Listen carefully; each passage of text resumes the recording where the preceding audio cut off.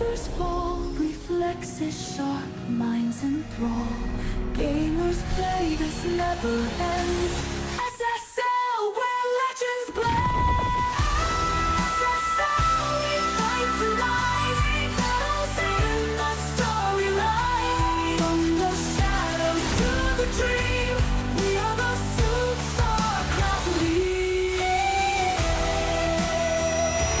We are the SOOP StarCraft League. I want to live every moment I can give. In the now I will thrive.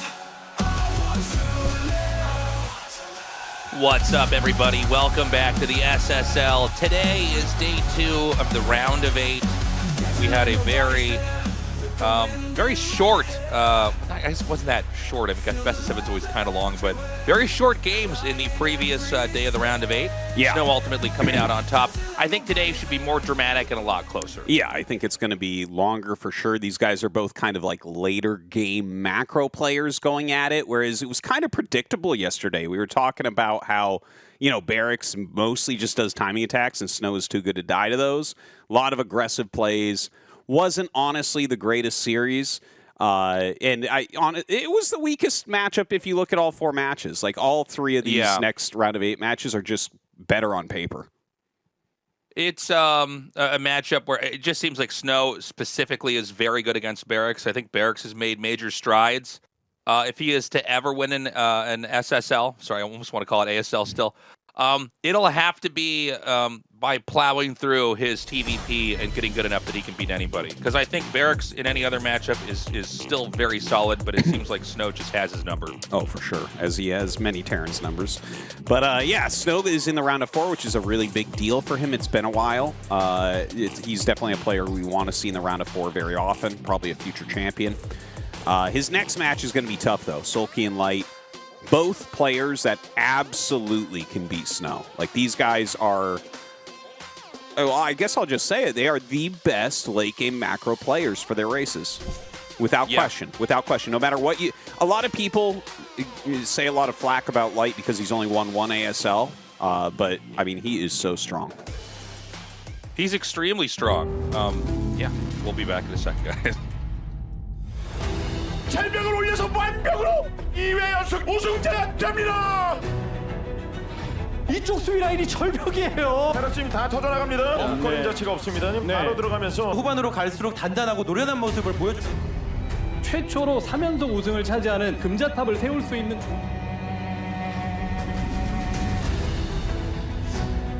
이 4의 올포 자리에 이재호 선수가 올 확률이 언제 어디서든 경계 대상 1호가 바로. 터트를 리버 2개를 터트리면서 테란 대 테란 8강의 마지막 선수 결정됩니다. 여기. 이후에 8강, 16강, 24강, 16강. 어려운 문제 님 답을 해내면서 마지막 8강 주인공이 됩니다. 8강 B조에서 만나게 될 선수를 이재호 선수가 거의 결승전 매치 같은 느낌이죠.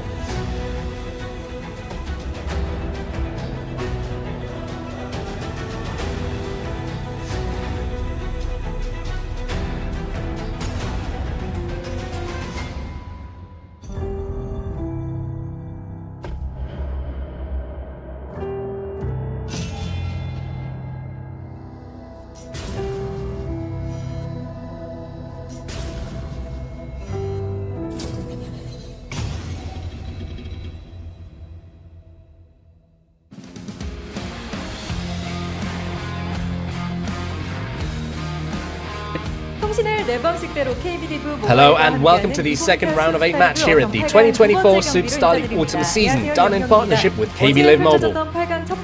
In the match that unfolded yesterday, we saw Snow defeating Barracks 4-1 to advance to the round of 4.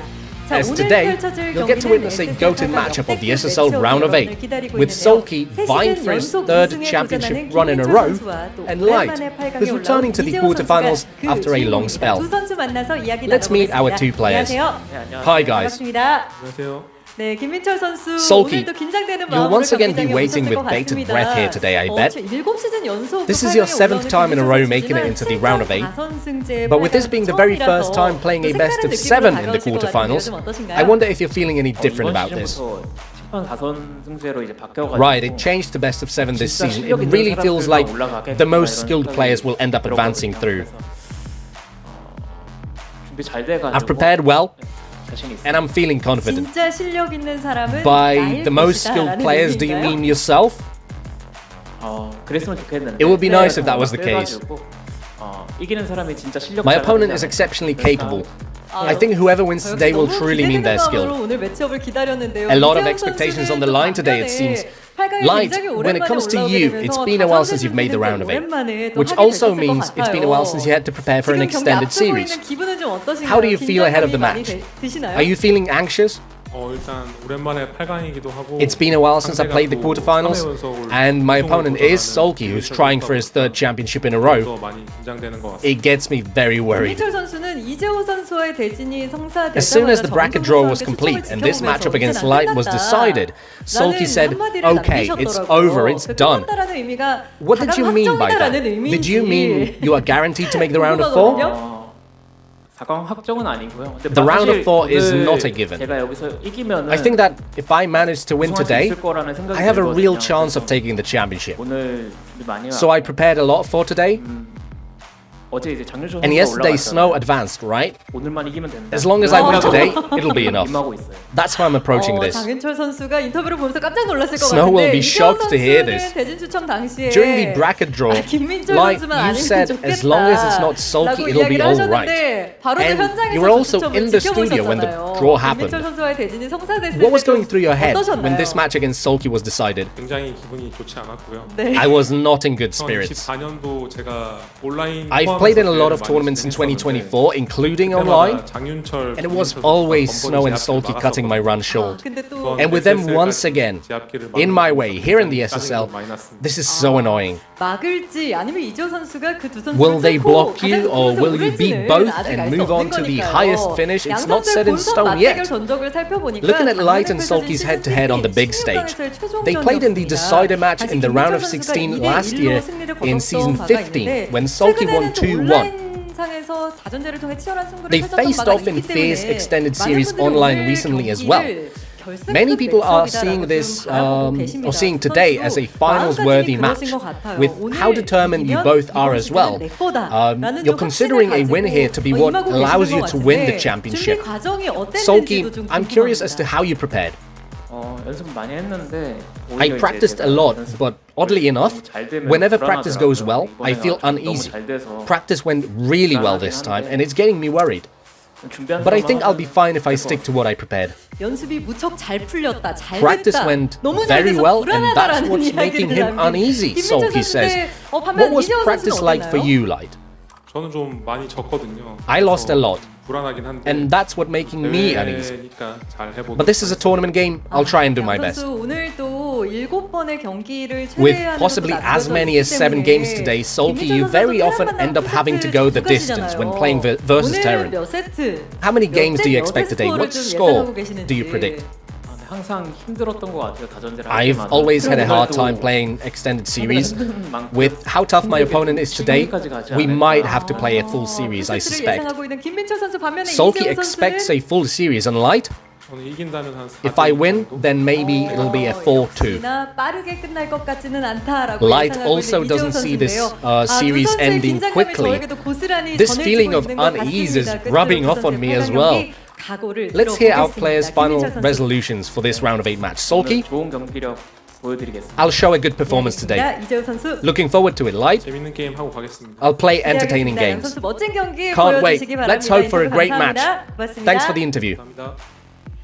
네, KB리브 모바일과 함께 You're waiting for the start of the second round of 8 match of KB Live Mobile 2024 SOOP StarLeague Autumn, with a finals-worthy match ahead of us. Fans and players alike are on pins and needles. Let's kick things off and see who ends up being this season's second semi-finalist.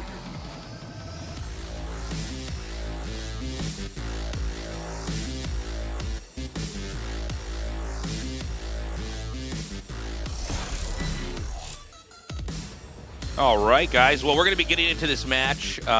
Again, it is a best of 7. Don't forget, in case you skipped day 1 of the round of 8. It seems like the people over at SOOP, formerly known as Africa TV, have decided to go Basically, I think milk the content for, to put it simply. Like, we've got more room. We might as well. We've already got the players here. The camera people are here. Why not, make it a little bit more dramatic? And so here we are. Yeah, well, that is a lot more games, and this is definitely a series that can go to all 7. I think there's going to be a lot of build order rotations coming in. And, obviously, taking a look at this, like, SoulKey is... I think you can just put him down as the best player in the world. I mean, you win 2 ASLs in a row. There's not that much that you can really argue about that, right? It's just... Yeah, I mean, it's not like, unless Flash comes in here and tries to usurp him, winning 2 ASLs, an entire year's worth of ASLs, in the way that he did, he looks really scary. And so far this season, he's looked terrifying. I think one of the most impressive ZVTs I saw was him earlier. I think it was the round of 16. So I'm really excited to see how he fares here against Light. Yeah. His win rate, look at that, 80% in his last 10 matches there against Terran. He's just been such a killer for so long. This guy is really, I mean, he is becoming one of the most legendary RTS players of all time. When the Kespa players were all switching from StarCraft 1 to StarCraft 2, the question was, okay, who's going to come in and dominate in StarCraft 2? And the unanimous vote of everyone was SoulKey. It ended up being SoulKey and Rain, who we both see in this ASL in the round of 8, actually. But yeah, he was one of those big names, right? In fact, he has the only reverse all-kill ever in GSL history against Innovation. He's a champion in StarCraft 2. He comes back. He's been one of the best Zergs forever. Only his ZVZ was really holding him back. But now he's won 2 in a row. He looks completely unbeatable. Like, you watch him play, and he can recover terrible positions. He can just manhandle anybody in any matchup. I think ZVZ is still the most dangerous, obviously, for him being a very volatile match. But this guy he's going up against, man, like Light, everyone respects Light as like kind of the strongest Terran. But there's been like a lot of naysayers too, because he doesn't crush every ASL like Flash did. It's kind of a crazy thing that he's supposed to live up to, but he's absolutely, mechanically, the strongest Terran player we have. Yeah, let's go back a little bit. When Flash stepped away from StarCraft, this was the presumptive guy who was going to come in and fill the role as the Terran god, and he's definitely had his moments, but I think we got to point out that it turns out there were a lot of great Terrans once Flash was not there to overshadow them. Regardless here, I feel like he didn't quite bring the results that we thought. Obviously, winning an ASL is always huge, but I thought he would probably have a couple more championships. Yeah. And he's really got a tough match coming up here because SoulKey is looking very strong. It seems like no Terran can get close to killing him. And if Light's going to beat him, it's probably going to be on mechanical prowess, which is saying a lot because I feel like no matter how good you are mechanically, SoulKey's playstyle looks very amorphous, even when you're getting a good glimpse at it. It's very hard to tell what he's going to do. The fact that he managed to beat Rush and literally confuse us as casters where we see everything, it still wasn't clear what the tech was pretty remarkable. So I think the most important part here for Light going into this is going to be how does he handle the mid game? Can he get a read on SoulKey? And if so, can he then push through that and into a healthy late game where he's going to be pushing and powering up and controlling the map? Yeah. I think that this series, as far as Light goes, it's going to come down to the early and mid game. Late game should be mostly won by SoulKey. In the last few months, Terran players have been pretty vocal about how hard it is to break any Zerg right now, and SoulKey is the king amongst them, right? Like, once he gets consumed for Defilers, you just can't kill him. So Light is going to have to find ways to kill him before those Defilers get out with Consume, or possibly even a rush at the beginning of the game, right? Like, it could be something like a very teched out, like, Vulture build or Barracks in the center of the map. I feel like that's going to be the places where Light is going to have to power through. Yeah, this is going to be a fun one. I am so excited to see these two duke it out, and I'm curious what, Light has in store for us here. Again, a very solid player, very good at macro. I think also a great player to study if you're trying to learn Terran. I would recommend you follow what Light does. I think he's got a very clear, solid approach to the game that's not too tricky or too deceptive. You know, SoulKey has shown such a crazy range of play in ZVT. I just don't know what to expect. Yeah, well, that's part of his power, right? He's willing to do the Zergling rushes. He's willing to go complete late game. He has every single build at his fingertips. So, should be a very good series. Here we go into Radion for map 1.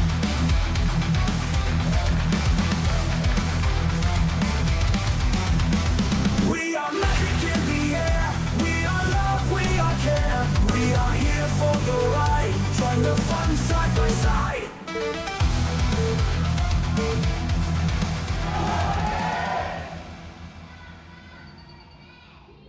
Okay, we've got SoulKey here in the top right, Light in the bottom left. As always, guys, before the game picks up, a quick plug for our Patreon, patreon.com/ASL English. Consider signing up and supporting our cause here. We want to keep this game alive in the English language. You know, growing up as a kid, man, I remember going on these obscure websites that Koreans would link me to on Battle.net, then have to move through all these, a language I couldn't read. A lot of times, you know, Hangul, not even something that would show up because it wasn't installed on my PC at the time. Yeah. And then watching these guys dressed at the time in space suits, not like astronauts, like some kind of sci-fi, Star Trek-ish outfit. And I was like, oh my God, they're playing it on TV in Korea. And I was totally intrigued. I was obsessed. I wanted to learn. I kept trying to follow these tournaments. It makes me so happy that now we have a system in place where you guys can just tune in and we can explain to you what's happening in English, give you the history, tell you the stories. We love doing it, so consider signing up. We appreciate it. Yeah, that's actually, you're bringing back memories for me right now, Tastosis, of the very old days of watching the VODs or the live streams. I remember I had a very good friend that was on the Eastro team. He gave me their login whenever they had Pro League so I could actually watch online the matches live. That was some fun times. And way back in the day, I remember, like you said, having no Korean installed on your PC, you know, back on my like Windows 95 machine or whatever. Yeah. You know, I remember learning how to read the ASCII for things the Koreans would say on Battle.net. It's like, oh yeah, 3/4, A with a mark, A with a mark. Oh, he wants a game. Okay. Yeah, but yeah. No, it's crazy. You know, it's funny. I remember watching a Zerg versus Zerg. That was the first match I saw after I clicked through this website, and I kind of didn't know. You know, I load a page, I click somewhere, load another page, I'd go back. Okay, it was like navigating a maze. I remember finally getting to a VOD and watching it. And I remember it was ZVZ, and one guy went pool first, the other guy went hatch first, and the hatch first guy won. And I thought, okay, well, that explains it. That means I always have to go hatch first. And then the next game, I saw that he went pool first, and he also won. And I went, oh my God, it's more complicated than I even knew. The guy on TV did 2 different openings. I thought, oh man, so there isn't like one right way to play the game. Okay. Well, this really, if anything, illuminates your ZVZ casting to me. So this explains all of it. I'm like, well, you know, guys, I mean, it's mostly Lings and Mutas. Yeah. But yeah, you know, it's fun to share this with you guys and to kind of for people that, you know, did not spend their entire youth following StarCraft. It's great to share it with you guys. It's very cool. For sure. Into this game, we have a very quick command center, an expand build, and SoulKey went for hatchery first with a pool and a gas a little bit later. So it's going to be a slow start. Nobody's going to do anything risky. They are in cross spawns. I think if we were going to get a long, dramatic game, this would be the map and the spawn locations to have that. 100%. You know, especially with this cross spawn command center first, that's like such a good build from Light. And cross spawn command center first is like you're completely safe. He's walled in. He's playing against a standard 2 hatch. But here you can go for 2 barracks, get your academy quickly, and get an engineering bay pretty damn quickly as well. So it's kind of like all the Terran openings rolled into one. You're going to have a ton of Marines and medics early on, as well as a very fast +1, and your SCV count is going to be sky high. So you're definitely right to say, like, this is a game where it could absolutely go like late. And in fact, I think that's the only option for SoulKey, is he's going to have to find a way to defend the extra pressure Light can push out from this great economic opener. And if he can't, then, you know, Light might be able to finish him really quickly. Yeah, the SCV is about to be cleared out here. 6 Lings. Pretty hard to get away from that, especially when Ling speed finishes. We've got the hatchery tucked down here in the bottom right. So making a 3rd hatchery in your main base is pretty common. You know, it's kind of a macro development way to play. You're not trying to rush out an expansion. The fact that this is tucked into the very corner means he might try to hide his tech down there. Remember that Terran, let's say that they get both their scanners at the same time, they're going to have 2 scans. And there's generally just 2 locations you're going to go for those first 2 scans. You're going to scan the main and the natural, because you could scan the main and you know, they hid their tech at their natural and vice versa. But this is going to keep Light in the dark. I didn't actually appreciate how big the main is on this map. I don't think a scan into the Zerg's main, if you were to go right on top of the layer, I don't think you would see the creep from the bottom. Yes. So it's also possible that, you know, whether or not he sees tech, you know, I assume it's going to be hidden there. I think it's a safe bet. Wow. Wow. So he scans, dude, and he doesn't see it. Yeah. That was actually it was a beautiful scan too. God's here. The scan, yeah, okay, and I knew this was what we were going to see put down. Okay, this is so much big brain stuff happening right now. It's I want to just tell them, okay, pause the game. We got to talk about all this, because like putting it down there, it's exactly as you said. Like, he won't be able to see the creep if he scans the hatchery. Now, he scanned to the side of the hatchery to try to catch where the creep was, just to make sure there was a 3rd hatch. And now that he hasn't seen it, he's going to think there might be a 3rd base out, which will make him roam a bit more. But with that very fast evolution chamber, it is almost certainly going to be a crazy Zerg style. Okay? And when you go for 4 barracks play with fast +1, generally the fast +1 builds do not get a fast +2. They get a fast +1 armor as well as the fast +1 attack, because you just don't get your factory quite as quickly. You don't get your starports and your science facility quite as quickly. So generally +2 is slower with this, which makes it, if you can defend this, this is actually a great build against fast +1, is Crazy Zerg. Yeah, can you, okay, I have to give you a hard time, Tastosis, because you love, Crazy Zerg is the least descript thing that anybody can call anything. I remember casting with you in your apartment, like, 16 years ago. We were doing Brood War, and somebody laid down a Queen's Nest, and you went, oh, he's going Crazy Zerg. And I'm looking at you going, what? Okay, mean? sorry. It's like I'm going, oh my God, he's going Banana Zerg. It's like, what?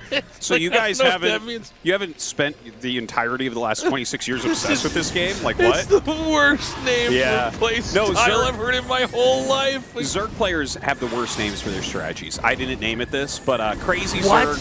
Crazy Zerg, it's called Crazy Zerg because you skip lurkers and defilers. So it's like, well, that's crazy. The Zergs call it this?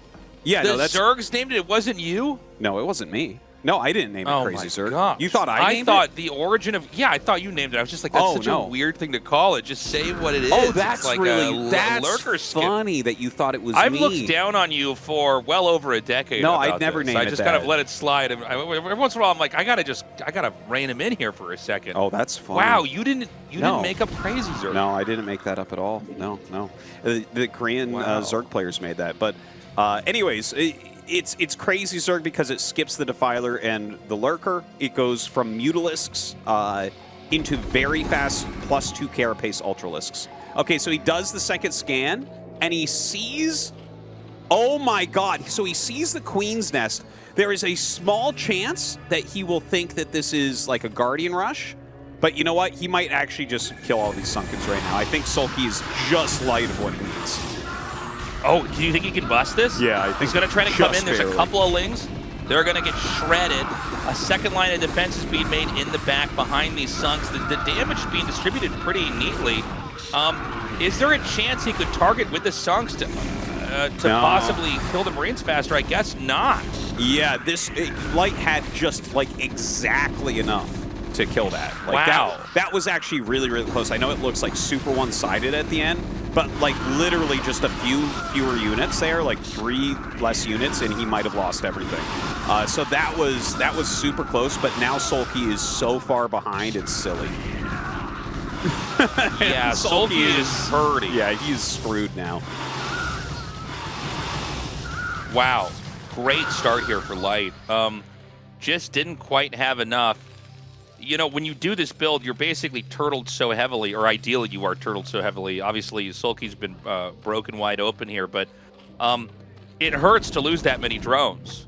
You really need to just never lose that line of sunken colonies, because suffering those losses that he did suffer, he's going to be behind for this whole game. And I think from here, the game is almost simplified for Light. He just has to stay back, power up, and probably push out once more, just confirming that there's no hidden bases here from SoulKey.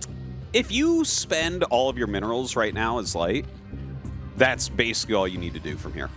He's killed all the Sunkens. He's killed enough drones. SoulKey basically can't remake all that. He can't get the drones and then remake those Sunkens. He needed those Sunkens to stand the test of time, either kill the army or dissuade it from attacking him.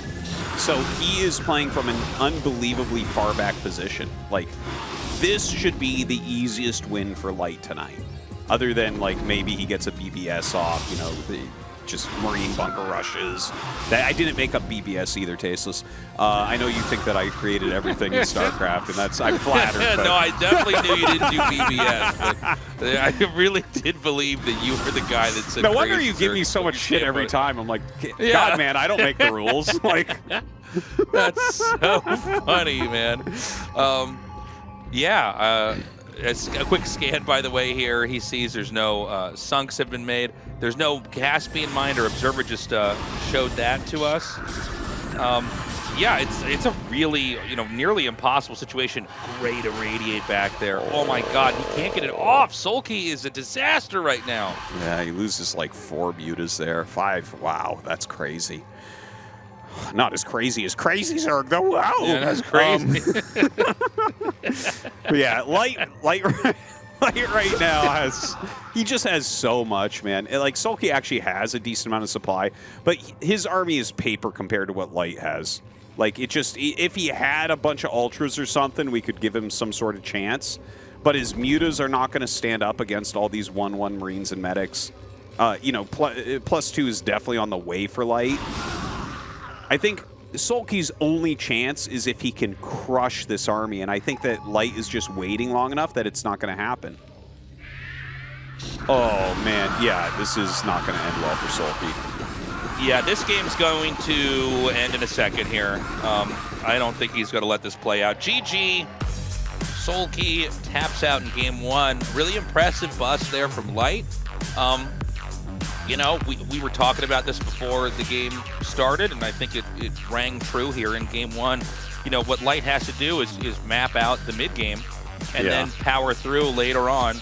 And he did it. He figured out it was Crazy Zerg. He said, wait a minute, is that a Zerg in a straitjacket? I think it is. They should be put in such for not doing the strat every game. It's so strong. Basically, he powered through. The hidden hatchery didn't, last long enough. It was discovered, and we're going to be going into game 2 again, guys. It is a best of 7, so plenty more games for the evening. But right now, Light takes that very necessary lead if he's going to come out ahead here, showing that SoulKey is beatable. He does bleed. He just has to take him down a couple more times. All right, we're going to go into Pantheon. A big macro map here. A lot of bases that are very easy for Terran to take compared to other maps. But of course, when there's a lot of bases, that's a lot of places that Zerg can expand as well. So let's see how this one goes. I don't know. I mean, that's a great start for Light to take game number 1. He took a little bit of a risky build, and we'll see if SoulKey does anything aggressive to kind of follow that game 1 up. Yeah, Pantheon should be a good fight for these two to duke it out on. Again, very excited to see that Light can hang, was able to win that first game. We're ready now to go into game 2, guys, as this best of 7 continues on. We are magic in the air. We are love, we are care. We are here for the ride. Join the fun side by side.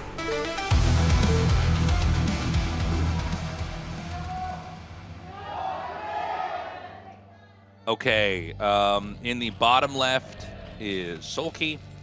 Just above him in the top left is Light. We kind of already went over pretty heavily that last game. So I actually, something I was just like, I'm in just a very good mood watching this right now, having a good time with you, Tasteless, and watching these drones and SCVs send to mine.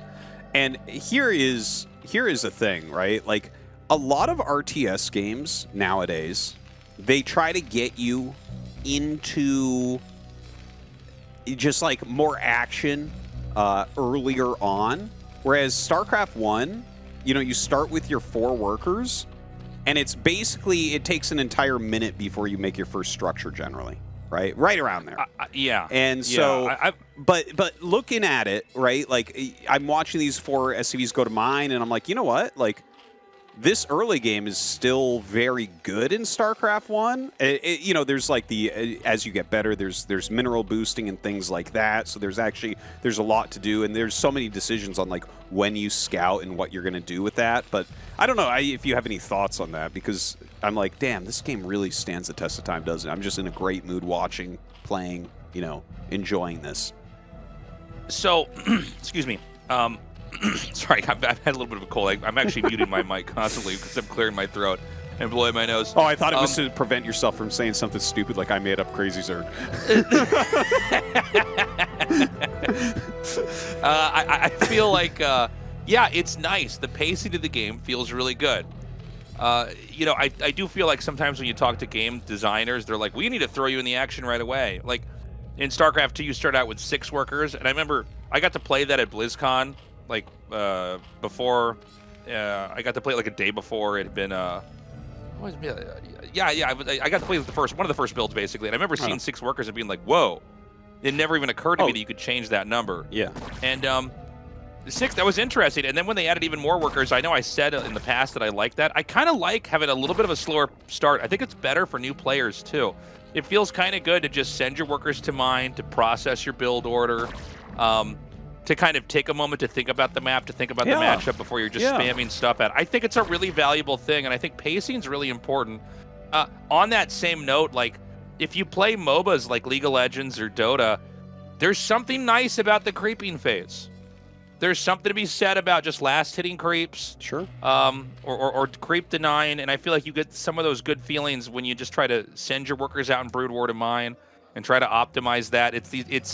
There's something that feels really good about it, and I think, honestly, I feel like it should be studied. We should try to understand why that's so good and you know, how to make more games like it, because it does feel like the pacing in StarCraft 1 is really nice, and the fact that, you know, things are not automated also allows the player to have that kind of good mechanical feeling of like, okay, here comes a worker, I'm going to grab him, I'm going to shoot him to this patch. I've premeditated which patch I'm going to send him to. I'm going to make this building here. When that's done, I got to tell my worker to go back and mine. All those things feel really good. So, yeah, I agree with you 100%, Artosis. Yeah, and I think, like, when you queue up on the ladder or something, right, or just, like, in the beginning of the game, even just based on your spawn position, I have a lot that I think about at the beginning of the game. So kind of that slightly slower pace where I have, like, kind of a minute to do whatever it is, you know, that I have to do to open up my build order. Yeah, I don't know. I like that a lot, and it kind of occurred to me as I watched the 4 workers go to mine. I'm like, I will literally never get sick of this. So I just wanted to kind of bring that up in this early game. Yeah, no, it feels good. I mean, there's something to be said about it. It's interesting because every conversation you ever have with people that don't follow StarCraft or you know, or they're trying to make a game, a lot of times people are like, this is the problem, we got to fix this. And I'm like, there's something to it, man. There's really something to appreciating the mechanical inputs in a game and the pacing of it and everything. You know, it is a feature and not a bug. By the way, this SCV is going to get hunted down and killed off here. Light actually getting some decent scouting, though. Just check the bottom right. Did he see the command center at the what, like, is that like almost at 6 o'clock? Whoa. What? Whoa. What? I don't know what just happened there. Oh, I do know what just happened, actually. When he went to make his comsat, he lifted the command center, like he misplaced it. So if you tell the comsat to make off-center a little bit, the command center lifts up to move to that location, so all of his SCVs were sent away. So he just lost a lot of mining time there. That's super, super annoying. But it looks like he fixed it pretty quickly because they all kind of had minerals and stuff in their hands that they had to return. So Yeah, that's a little bit rough, though. That's a little bit rough. Artosis, there's one sunk here. You have two. He has a Is fair one amount okay? of speedlings, though, and there's one medic, but there is a fire bat. He's actually headed over for the third, which is at a mineral base. Dude, this is so sneaky. See, he checks 6 because he's like, there's another hatch somewhere. He has figured this out via his scouting and scans, but he doesn't know exactly where it's at. And Light won't even check the mineral base because why would you expand to a mineral base? Yeah, so, okay, I have a little bit to say about this. It seems like taking the mineral base, this might be another opportunity to hide tech again. Yeah. But he just put it somewhere that's not in his main. And Artosis is so right about the fact that, like, why would you check a mineral base? It's TVZ. Gas is the most valuable resource, right? And so at this point in time, I would bet Light's concluding that there's a base at the top right. Yes. Yes. He might think 9. He might think top right. He might even think 12 o'clock. But you might also look at this and say, well, why doesn't he just check anyways? Because as the mutas come out, this army is going to die. Like, he was looking to hit before mutas were there. Because once the mutas are there, you don't get the hatchery kill anymore. So if the hatchery had been any of the 3 locations he checked, he would have been able to get it. Here, he's going to lose all of these units. He doesn't know where it is. It's still a mystery. And in fact, he probably won't find it for a very long time. Yeah, he's completely in the dark. And it's crazy. This is really where it's Crazy Zerg. It's the style that Artosis is named Crazy Zerg. Well, this is really cool. I got to say, the mind games here from SoulKey. I want to say this just again for emphasis because this is such a weird concept that's so cool. He put that at a base, and he'll have a couple drones mining there, but he doesn't really care about the minerals. It's just to hide the Evo chamber because the Evo chamber telegraphs the direction the build order is going in. And what makes SoulKey so strong is that he's almost impossible to read. We've never really had a Zerg that's this deceptive, where the entire mid game is shadows and mirrors.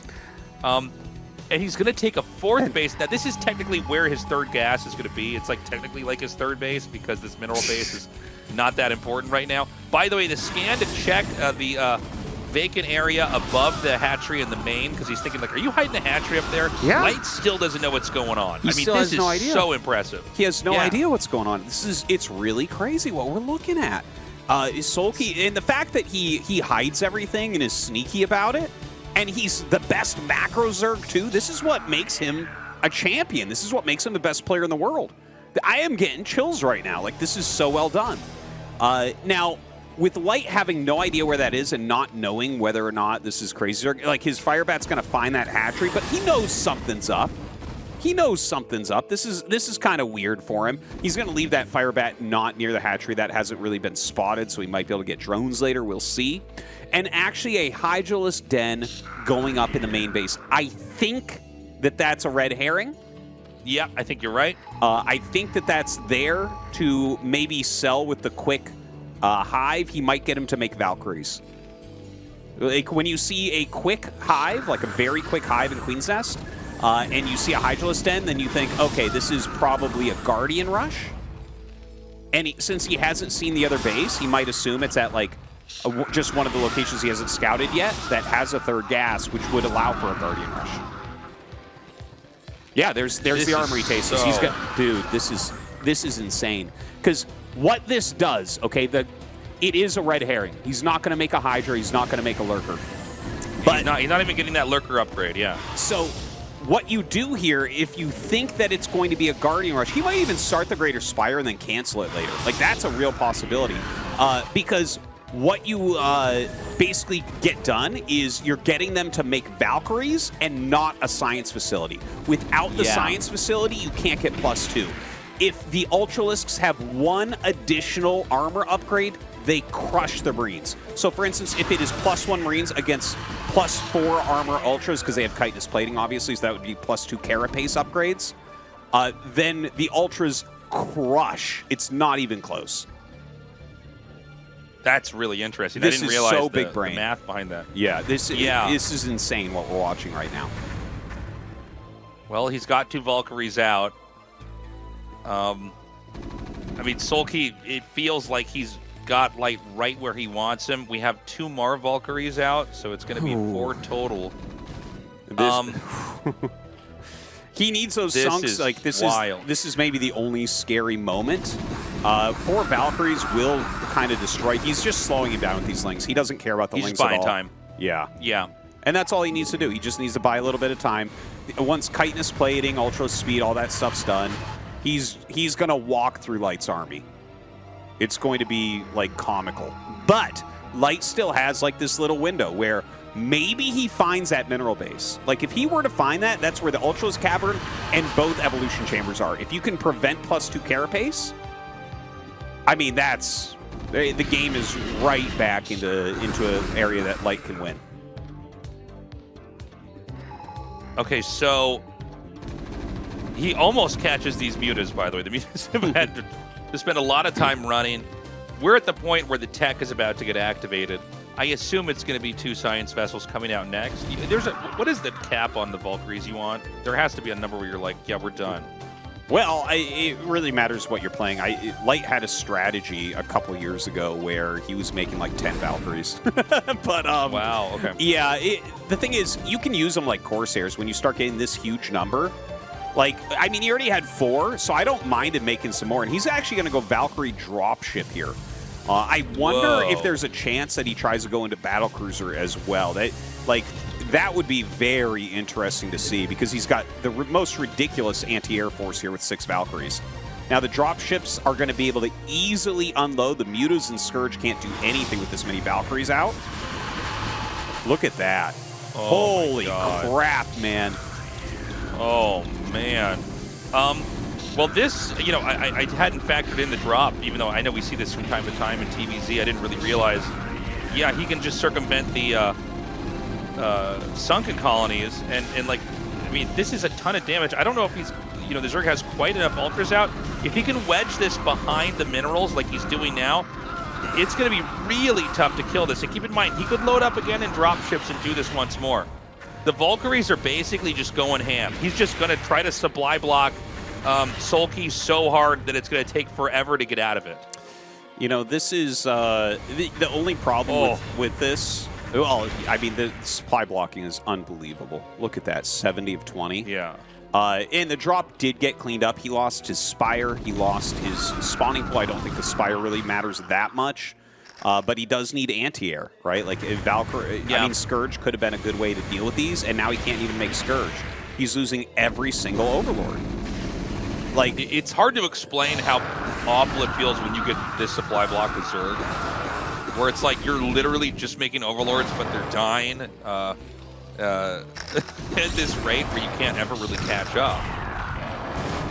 This is just what a wild game. What insane mind games that we've seen here. And the thing is, SoulKey has actually been like out-thinking and out-strategizing Light. And then Light is just kind of rolling with it and figuring out how to win from there. So impressive. So impressive that he turned. He was completely duped, man. He was completely duped, and look at him now.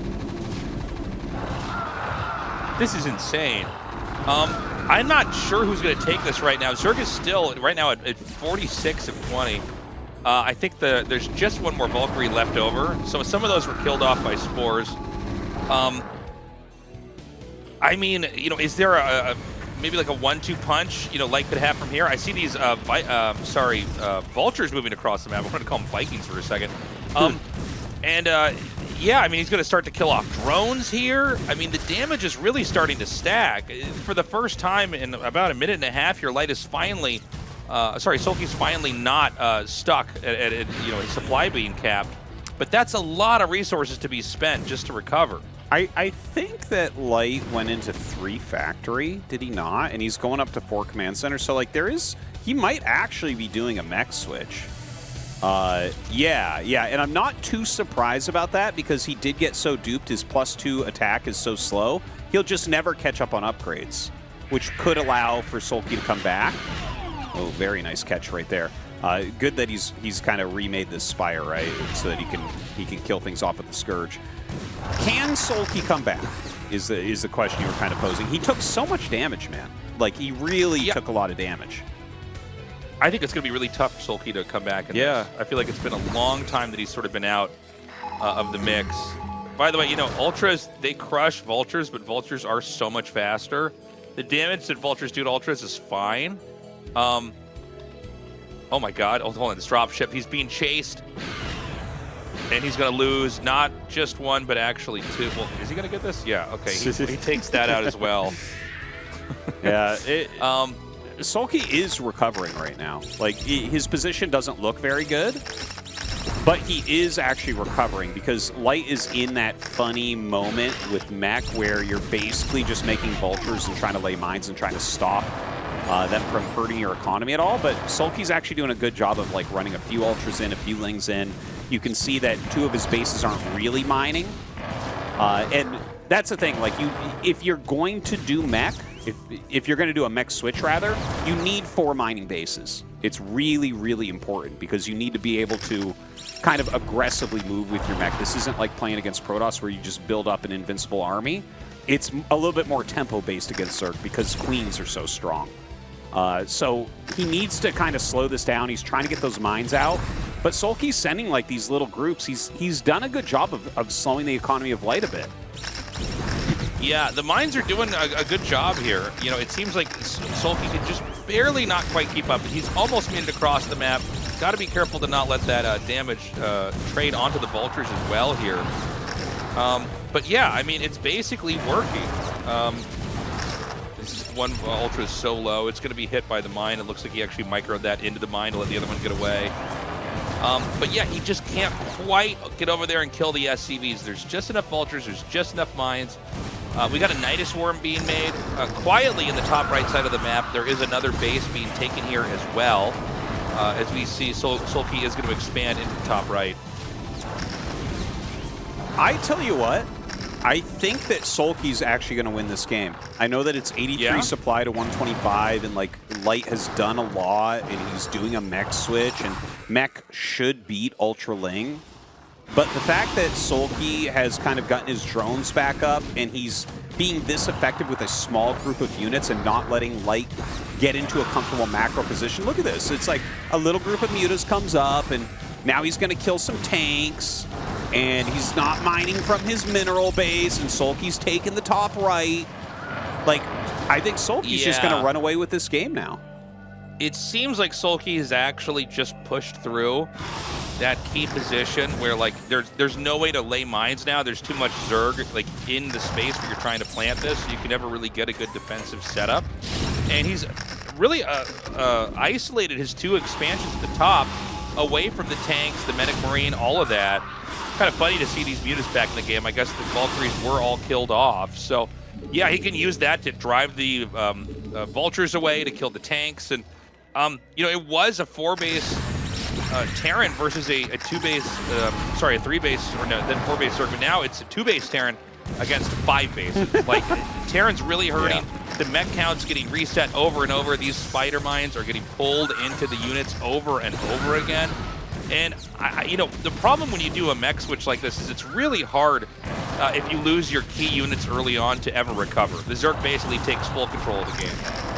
You have to keep map control while you get your 4 bases really up and going, and that has to do with your Marine medics, with, like, whatever science vessels or whatever, kind of like keeping back the Lings so you can lay some mines so that no attacks can happen, and then you get your real mech units going while you Vulture harass a bit. And SoulKey just applied enough pressure, re-droned, remade his overlords. Dude, he was supply blocked for minutes. And here he is, and he's ahead on supply now. This is unwinnable for Light at this point. This is not a game that you could ever come back in. Yeah, I mean, he basically, every time he gets a couple of tanks, they get wiped out over and over again. And, I mean, the reality is that the command centers at the top are just never going to land again. I wouldn't be surprised if we see Light tap out in a little bit. I mean, he's basically microing 2 Goliaths against 3 Ultralisks right now. This is what you do when you're insane. angry as a Terran player, just so you know. Like, I do this too, where I just won't leave. He did a lot of damage with that Valkyrie dropship play. The thing is, SoulKey, like, out-strategized him by far in this game. By far. And, you know, and then outplayed him after he took all that damage, too. I think SoulKey really showed his class there.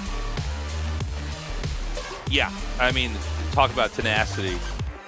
SoulKey just powers through that, comes out on top. Again, some of the most interesting mid-game ZVT you could ever ask for. Taking that mineral-only base, really just to hide the hatchery somewhere. Yeah, you'll get a couple extra minerals. That'll help out later on to get another hatchery somewhere else. But really, it's about hiding the Evo chamber, because the Evo chamber telegraphs that tech where you're skipping lurkers, going straight into that ultras, getting the adrenal glands, and just kind of overpowering the Terran player. And I think Light did a great job. It's insane that SoulKey was supply blocked for that long. But ultimately, he just powered through those mines, kept cutting down the tanks, driving the Marines away, and when those two command centers lifted, basically the game was over. What a wild game there from SoulKey. I tell you, that just getting a few ultras in, you can see there's actually like a lot of mines out there. He actually, yeah, look at that. He was down to 34 drones. It's crazy. Wow. He did not have a great economy. He was supply blocked forever. But yeah, I guess, he caught those drop ships. I wasn't really thinking about that as part of it. But yeah, his defense was great. His offense was great. You can see Light just could not keep his bases going. Yeah, I actually kind of forgot about the 2 dropships killed off. That's huge, because that would have been all of his supply of bio. Usually Terran has like just enough bio with the mines, the vultures, that you can stay safe in the transition, because it's pretty tough to push through that. But it seems like Light tried to find an opportunity with it, and they were just completely annihilated. Very good point. You're actually right. That actually was the big thing. The thing is, he shouldn't have been flying around with dropships. When you're doing the mech transition, one of the key elements to doing it, one of the big things that'll alter your win rate a lot, is making sure that you don't throw away your bio while you do it. Because your bio has to hold the front line. Like, you have to make sure that your bases are untouched. Okay, we are going to go, I think, into that commercial break, right? Yeah, 2 games. All right, guys, we'll be right back. Map 3 is kickback. Don't go away. 틀에 박힌 건 그만. 구속은 사양할게. 부담 없는 게 좋아. 통신을 내 방식대로. Live my life. Live M.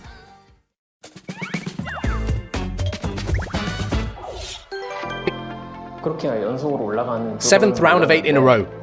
I didn't realize that's the case. I've done better than I thought. More than that record. I want to press for 3 championships in a row. 7 round of 8s in a row isn't as poetic. Special reward for 3 championships in a row. Some kind of a token would be nice to receive. Theme song selection. I've used the same song for these 2 seasons I won. ASL 16-17 championship run theme. If I lose, I'll think of changing it. Match day routine. I don't eat much. I've played a lot on an empty stomach. I'm always starving once a match ends. T or F. Thinking type. Friend once asked me how I'd respond to someone saying they felt sad so they bought pastry. I'd probably ask, what kind of pastry? Typical T response. Even if it's forced, I now know to ask, what's wrong? Movie recommendation. Personally, I would recommend The Face Reader. I really like the actor Lee Jong-jae. He has a great piece of dialogue in it. 어찌 내가 왕이 될 상인가? 그래도 좋아하는 것 같아요. I think that's why I like it. My complex. My teeth. I'm getting my teeth straightened out. I hope that does it for my complex. Favorite color? I like white and black. Simple is best. 철벽 or 완벽? Which nickname suits you better? It's been 10 years since I've had this 철벽 nickname. I think that's the one I like better. I've always tried to show my best. I'll try and show a good performance this round of 8 as well. I'll win and make the round of 4. Round of 8 again after 2 years. To know it's been 2 years since I made the round of 8 makes me think, wow, so this is how difficult it is to advance to the quarterfinals. And advancing really feels good. Theme song selection. I usually pick songs I'm simply fond of. Upbeat songs to enjoy every day.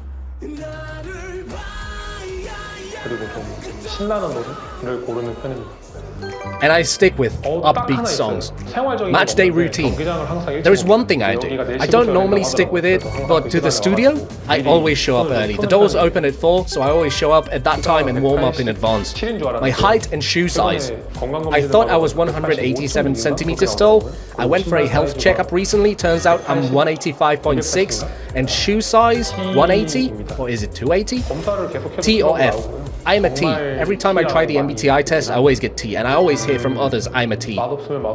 If your wife's cooking tastes bad, if it's bad, I say it's bad. If it's good, I say it's good. But, you know, this is a survival skill, so even if it tastes bad, I pretend and say it's okay.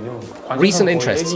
My kid is turning 1 soon. My kid has all my attention. I wonder about when's my kid going to take their first step? When will they start talking? Do you hope your kid is more like their dad or their mum? It would be nice if my kid was as tall as I am and as pretty as their mum. Recent worries. Worries? SoulKey. 네, 이재호 선수가 김민철 선수를 만나게 됐습니다.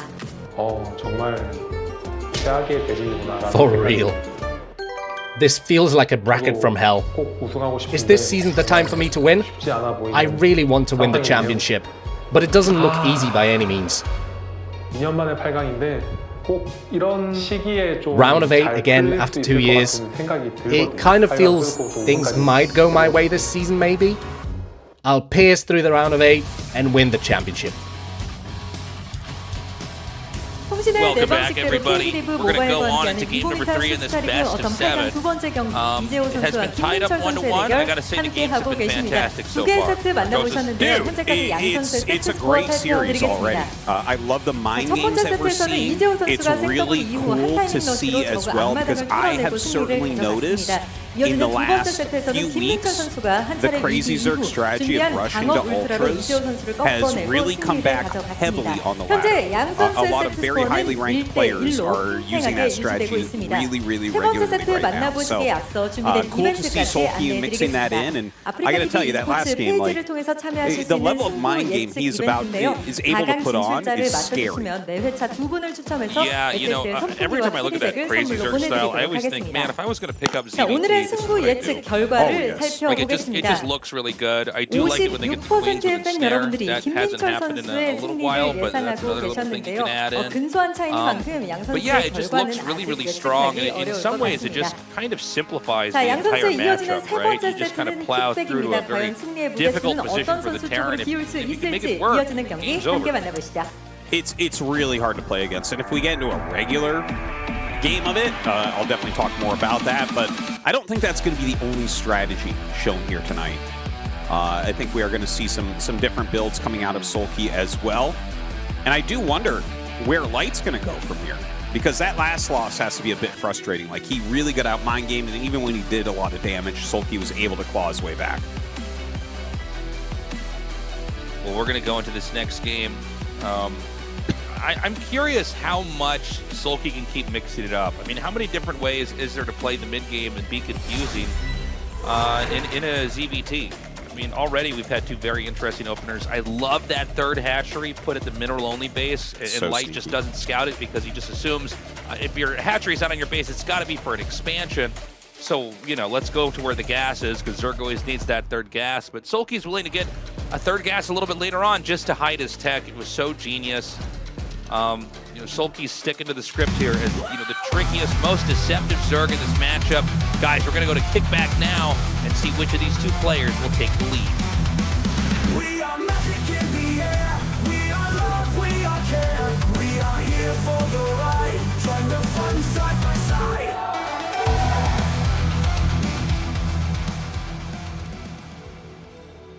Okay, Light in top right, SoulKey in the bottom left. Cross spawns here to start this game off. Yeah, let's see what happens. Kickback is a map where you both get 2 free bases that obviously you could take as quickly as you want, but they do mine out pretty fast. There is also a neutral sunken colony at the entrance of each base, and that is so that Zerg can rapidly spread creep to their entrance so that they can defend themselves. Otherwise, this map would not be fair. So yeah, that's very important. I did see a lot of people asking about that neutral sunken, but it's just like a map making trick. Basically, you can see how the creep connects immediately. It doesn't really do anything on a Protoss or Terran side of things, right? Yeah. You have to have a hatchery there or other, creep colony or something. So it's not like they can sunken rush you or anything like that, like we saw in Ringing Bloom in the past. But anyways, looks like we actually have an 8 racks coming out of light here. Oh, wow. So he's going to open up pretty aggressively, and this is a double drone scout. What? Yeah. Why?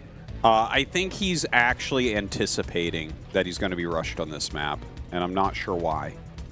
I've never seen a double drone scout. Never. It's very weird. Have you ever casted this? I can't remember one. No, I literally haven't seen it. And why would he scout to the top left and then also the top right? Why not the top left and the bottom right? Because he wanted to go through the center in case there were center barracks there. Like scouting through center is very. Oh my God, is that what he was going to do? Okay, Wait, so he's each of those are only 16 minerals, so you can mine it out with 2. And he is going pool first. I don't understand what I'm watching. I mean, I think he's trying to just trick him, maybe, or. I mean, if I saw that, I would be freaking out. I would assume it's like 9 pool speed or something. Yeah. And there's like another drone on the way. Yeah, totally. I've never even checked how many minerals were in those tiny little patches when I play on this map. Yeah, I haven't had anyone try to mine them out on me yet. The thing is, that was an 8 racks, and he saw that, so I think he canceled the plan. I think he was expecting, actually, now that I'm looking at this a little bit closer, because he went pool first with this, with the double drone scout. I think he was expecting command center first. And I think this probably would have been a hard counter to that.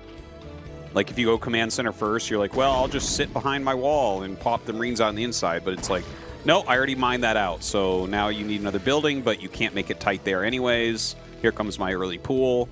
I think that was the idea, but the 8 racks obviously, messes this up for SoulKey's build. Very weird, though. Very strange, isn't it? Yeah, very unusual start. They are both going to be expanding. Light's going to be taking this base just to the left of his main.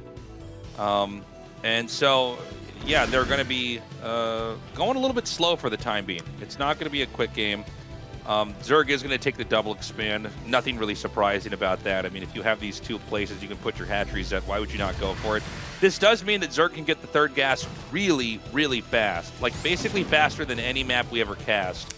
And virtually risk-free at that, too. Certainly very true. The 3 gas is like, you would look at this and think, oh, wow, that's so strong for Zerg.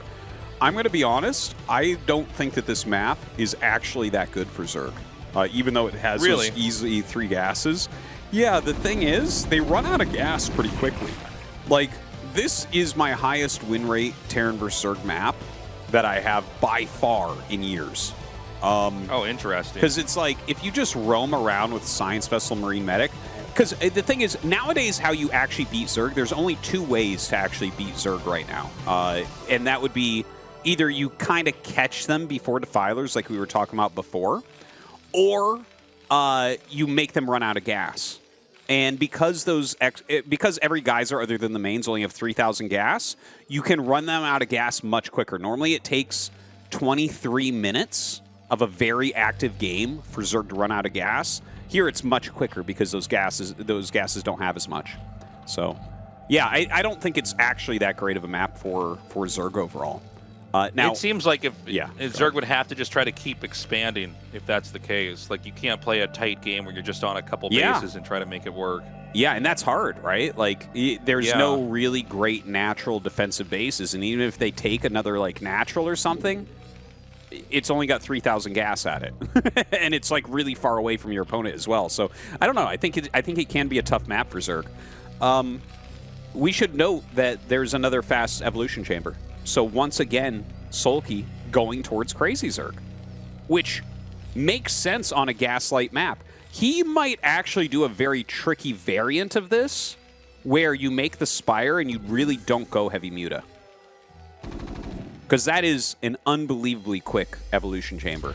And the The thing is, once they scan the Spire, they have to make the turrets no matter what. But there's nothing saying how many Mutalisks you must make. So some players will just skip that and bank all the gas for their Ultras. Makes sense. We've got that push coming out now. They're headed down to the bottom left. I think we had 3 sunken colonies being made on the mini-map here. Yeah. Oh, sorry, 2. there's actually just a drone up there, so it will be a sunken colony soon, but starting a little bit later. But I think this is enough where you can't really do anything. It does seem convenient that you can just park Overlords right over those little areas. I didn't appreciate how kind of nice that is for the Zerg to just spot stuff from there. One thing to note for Light is he has a really fast factory. So he's actually geared up perfectly to play against this. And like I guess we'll see if he adds a second engineering bay really quickly. They're actually, when Crazy Zerg really got popular a while ago, the pros, all the pro Terrans actually tried out a build that was dubbed Crazy Terran, where you rush to 2-1 as quickly as possible. I don't think that's what we're going to see here, but he's getting such a fast factory that he should be able to get his +2 going before or right around the same time as SoulKey gets his +2 Carapace going. And by the way, notice no mutas. He has the Spire, there's turrets being made. We don't see mutas yet. There might be mutas still. He might make them, we'll see. But it feels to me like one of those games where you skip. Yeah, it's been thematic here with SoulKey. It's always tech that is deceptive. There's always red herring tech. Really interesting to see. I want to see how much more this is going to grow into the matchup in general and just become commonplace. Kind of make all the tech structures. Okay, he's starting to bank queens, so we're going to see that Crazy Zerg with the Ensnare. This is one of my favorite things in StarCraft is this style. Because, you know, the queens have always been in that category with the other units where they're not, you know, people would, throughout the history of StarCraft, go, is this a unit you even want? Is this a good unit? Yeah. You know, it's there with the Dark Archon, the Ghost, way in the past, the Valkyrie, the Devourer, the Scout. These are like the units that are the black sheep of the game. It's not like the Hydralisk or the Dragoon or these things that you see all the time. These are very obscure units, and it does seem like both Dark Archons and Queens have kind of come into style. We see Dark Archons in very specific moments at PvZ, but Queens with Ensnare can be very strong against Bio. I mean, it just allows the Cracklings and the Ultralists to just power through and crush everything. And of course, in mech switches, they're great as well. You can get Broodlings, and you can use that to kill tanks and win long term. Yeah, if they happen to try a tank all in against a Crazy Zerg Ultralisk Crush, which is a build that some people have tried in the past. It's not that good, but the Broodling actually stops that dead in its tracks, so your Sunkens don't get killed. Here he's actually made 4 Queens, which normally you see 2. But I like it, right? Like SoulKey, I mean, this guy is one of the leaders of the Zerg meta for sure right now. And the 4 Queen looks interesting. The Ensnares, so people understand, Ensnare doesn't just slow down Marines' movement speed. For some units, it slows attack speed as well.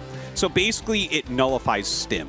The bonus you get from Stim goes away under Ensnare.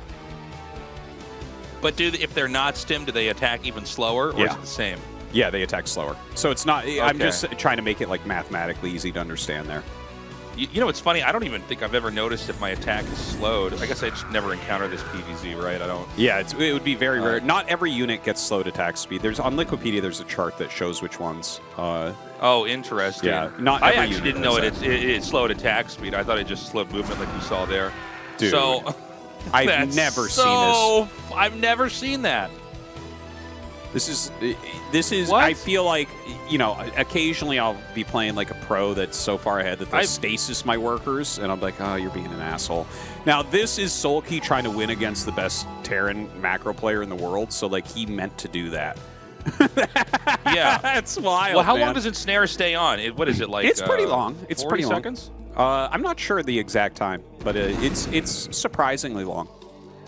I've never seen anybody Ensnare worker patch. Like, that idea has never even crossed my mind. Yeah. Maybe for fun in a free-for-all or something, but never in a real game. Yeah, well, this is like, you know, a lot of money on the line, you know, the biggest tournament in the world.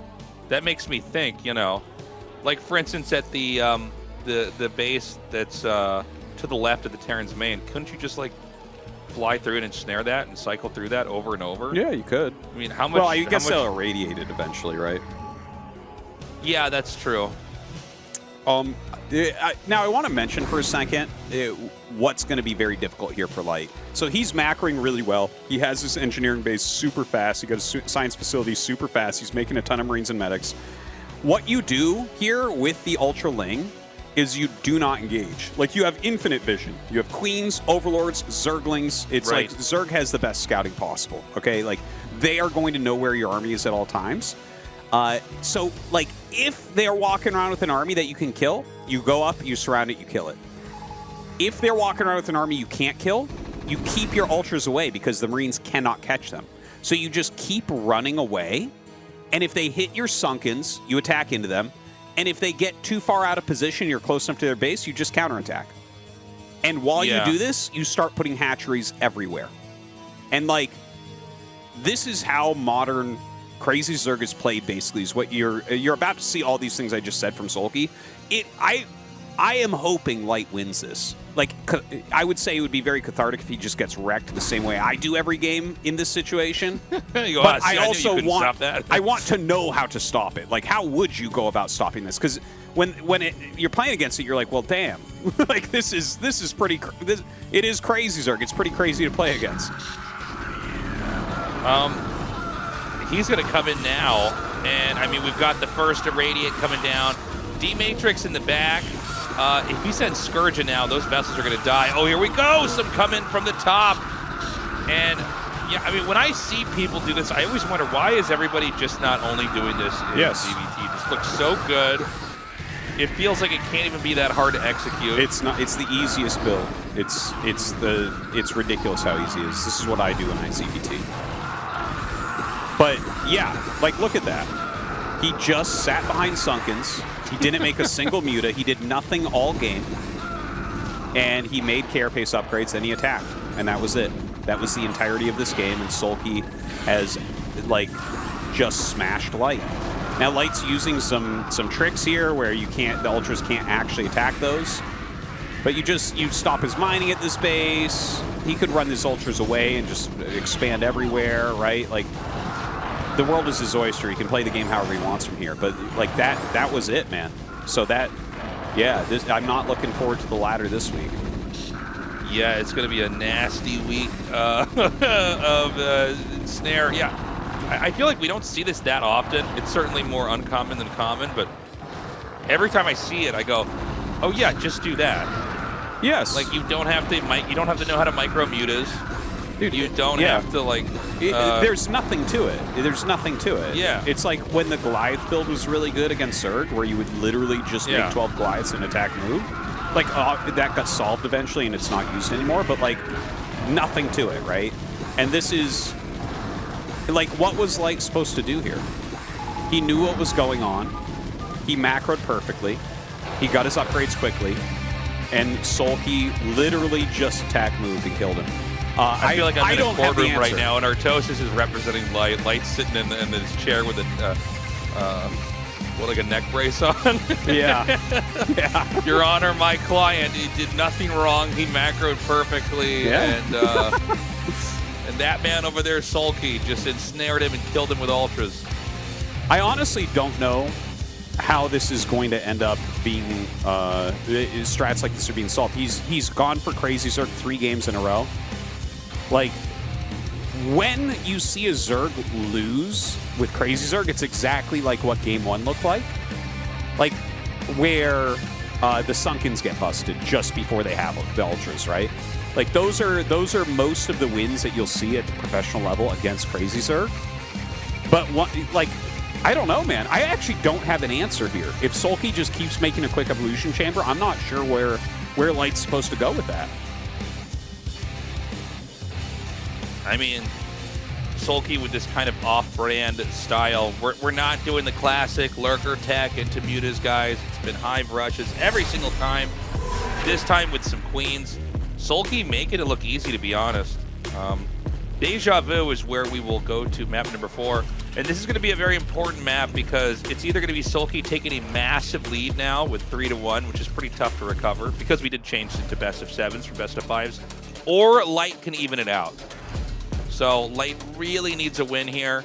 I will say overall SoulKey's just looking a lot stronger. Light did have his moment in game 1 where he basically powered through, shot down all the sunken colonies, and destabilized SoulKey to the point where it was a pretty easy game. But really, this is SoulKey's.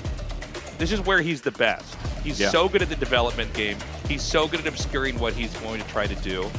And here's the other thing, too. He doesn't have to rush into Hive, guys. That's what he's doing now. We've seen plenty of games where he just uses Lings and Mutas and fights in the map, techs into lurkers, plays your textbook TVZ where he just takes the third base in another main and blocks the entrance with an egg. 2 to 3 lurkers stacked on top of each other. He can really do it all. Yeah, and you can see Light. He looks really frustrated. SoulKey is just sitting there chilling, like he looks completely unfazed, and Light's like shaking his head. He's doing that little Korean head tilt that shows frustration. Like, I think he's going over that game and being like, what do I improve? All right, guys, we're going to Deja Vu. It's a glitch in the Matrix. Let's do this. We are magic in the air. We are love, we are care. We are here for the ride. Join the fun side by side.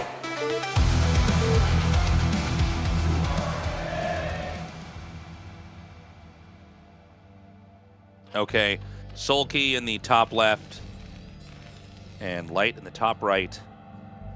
The defining feature on this map is that high ground control is so strong in certain matchups. Like if Terran gets Siege Tanks versus Protoss or Zerg gets Lurkers versus Protoss on the high ground, it's really hard to get out. Is that a factor at all in this matchup, Tastosis? No, not really. Like, yeah, I mean, I was thinking it probably isn't. There can be weird situations where they get a bunch of lurkers up on that high ground. The thing is, anytime you get a bunch of lurkers at any sort of choke point, like that was the metagame like 6-8 months ago, was just like Muta harass into a lurker contain, because Bio just can't really break out after a certain amount. But honestly, it doesn't happen much because map control is only for denying bases for Terran. It's not actually keeping the Zerg in their base because the Zerg doesn't want to leave their base. Like the Zerg will like harass at the beginning generally, and then go up to Hive and get consume, and then like just kind of sit there and build up. And if you're trying to do something like, well, I'm just going to contain your army in there, they'll just start walking out and plaguing you, right? So, like, yeah, it doesn't come into play in this matchup that much. Interesting. Yeah, I guess that makes sense when you point it out. By the way, we have a barracks first. Yeah, forward barracks. Yeah, and there's no spawning pool.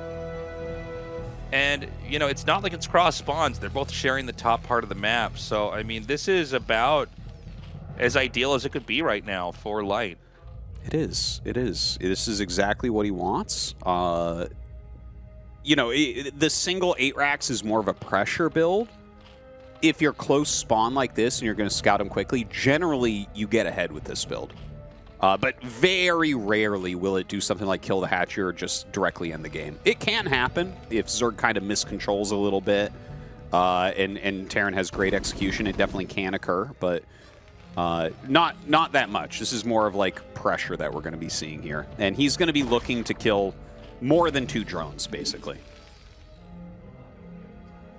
So the Marines are going to come in. Yeah, the real play is to get the drone kills. If you can get a couple of drone kills, Zerg can get really destabilized if they lose just a couple of workers because Zerg aren't making workers continuously the whole game. Yeah. So he's got what I think that is like 7 drones total coming down. Now keep in mind, Terran's making SCVs the whole time. I think SoulKey's got a very good formation here.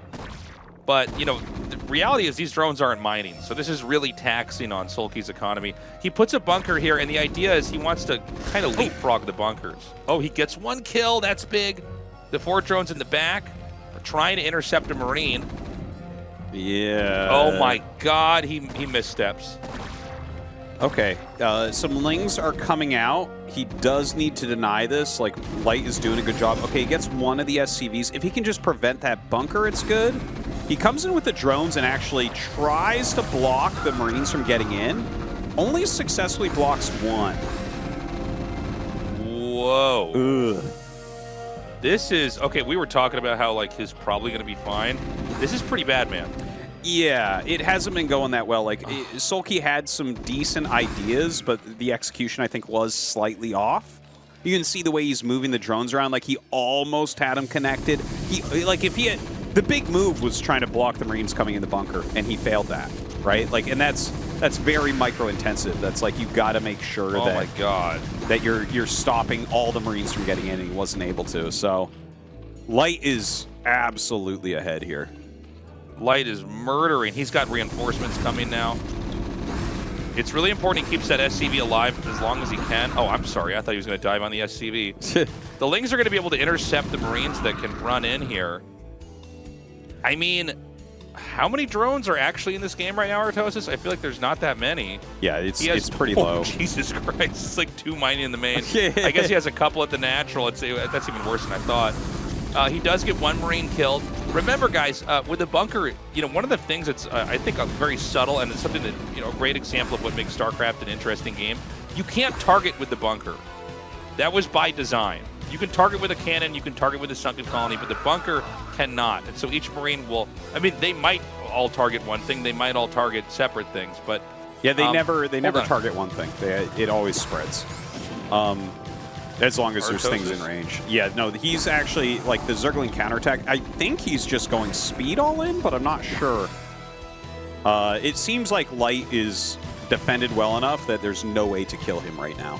But I think SoulKey's just massing Lings.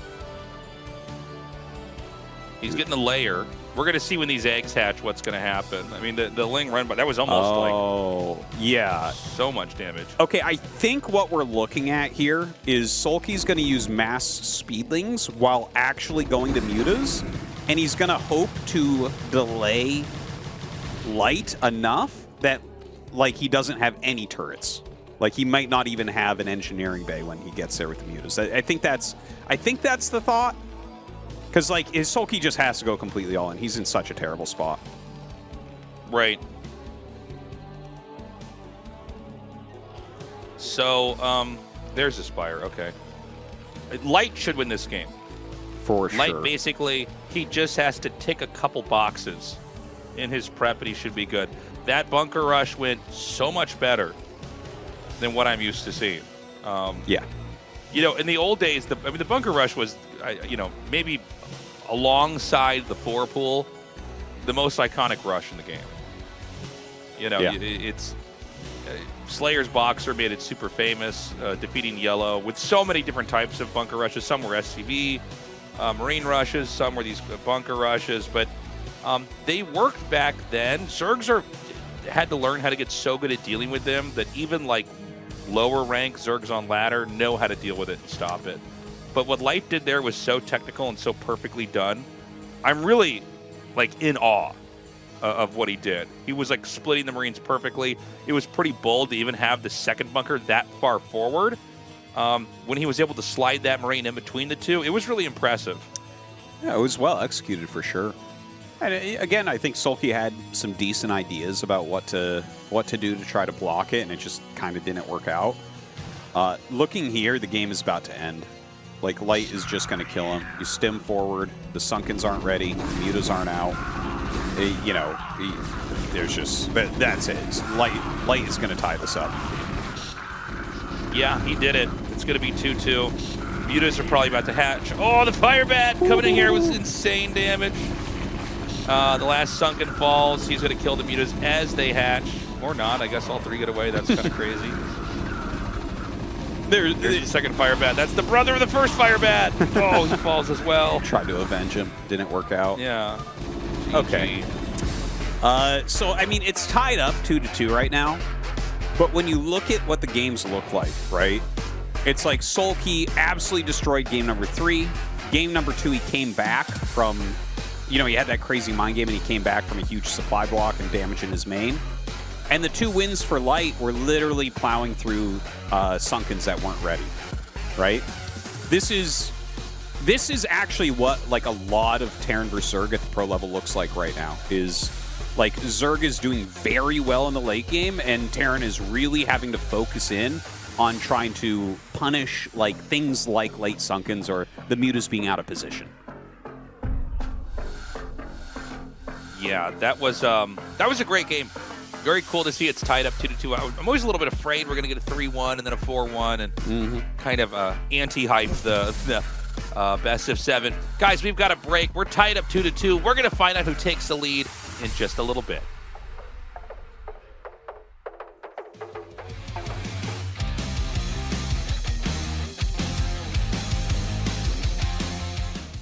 틀에 박힌 건 그만. 구속은 사양할게. 부담 없는 게 좋아. 통신을 내 방식대로. Live my life. Live M.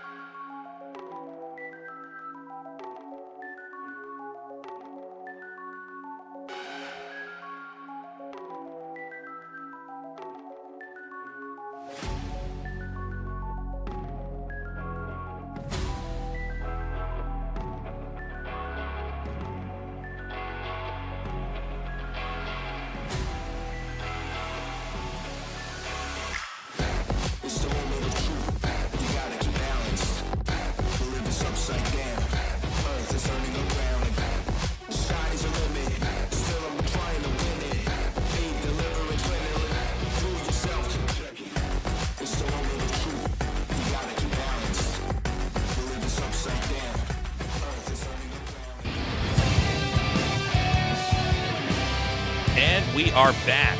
Hello, everybody. It's tied up 2-2. It's been a great back and forth so far. We just saw SoulKey pretty much get dismantled. Masterful bunker rush there from Light. You know, a lot of bunker rushes are kind of inconsequential. Like, you're kind of hoping to kill like maybe 2 drones and then run away.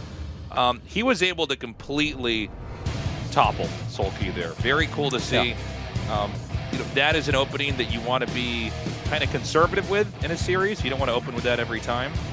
But he definitely pulled it off. Yeah, if your opponent goes for, like, for instance, if SoulKey was cross-spawn, it becomes a lot weaker. And then also, if he opens any sort of pool first, then you can be in a bit of trouble with that where you're behind. So yeah, I mean, that build kind of runs the gamut. It's a good build, though. He could definitely use it again in the series. But I guess if he's going to, it has to be the next 2 maps, because Monty Hall would be map 7. Dude, I hope we make it to Monty Hall. Oh, what a that's crazy right. decider that would be. Oh my god, I forgot that's in our map pool. Okay, guys, we're going to go to Dominator here for game number 5 and figure out who's going to take the lead. We are magic in the air. We are love, we are care. Oh, now I really want to go to Monty. Yeah. Yeah, that would be a really fun way to end this.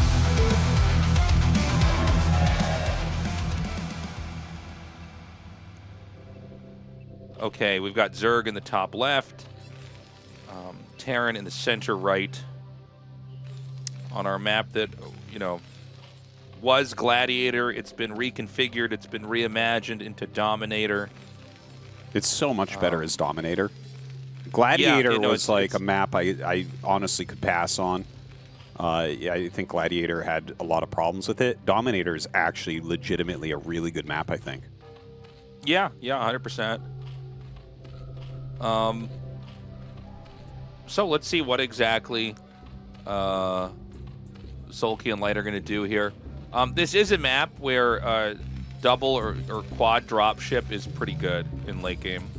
Yep. You know, you start out in low ground, so bombarding the Zerg's main with units. And I know, you know, it's pretty commonplace to see the dropship style, but it's even better here because the mains are so big.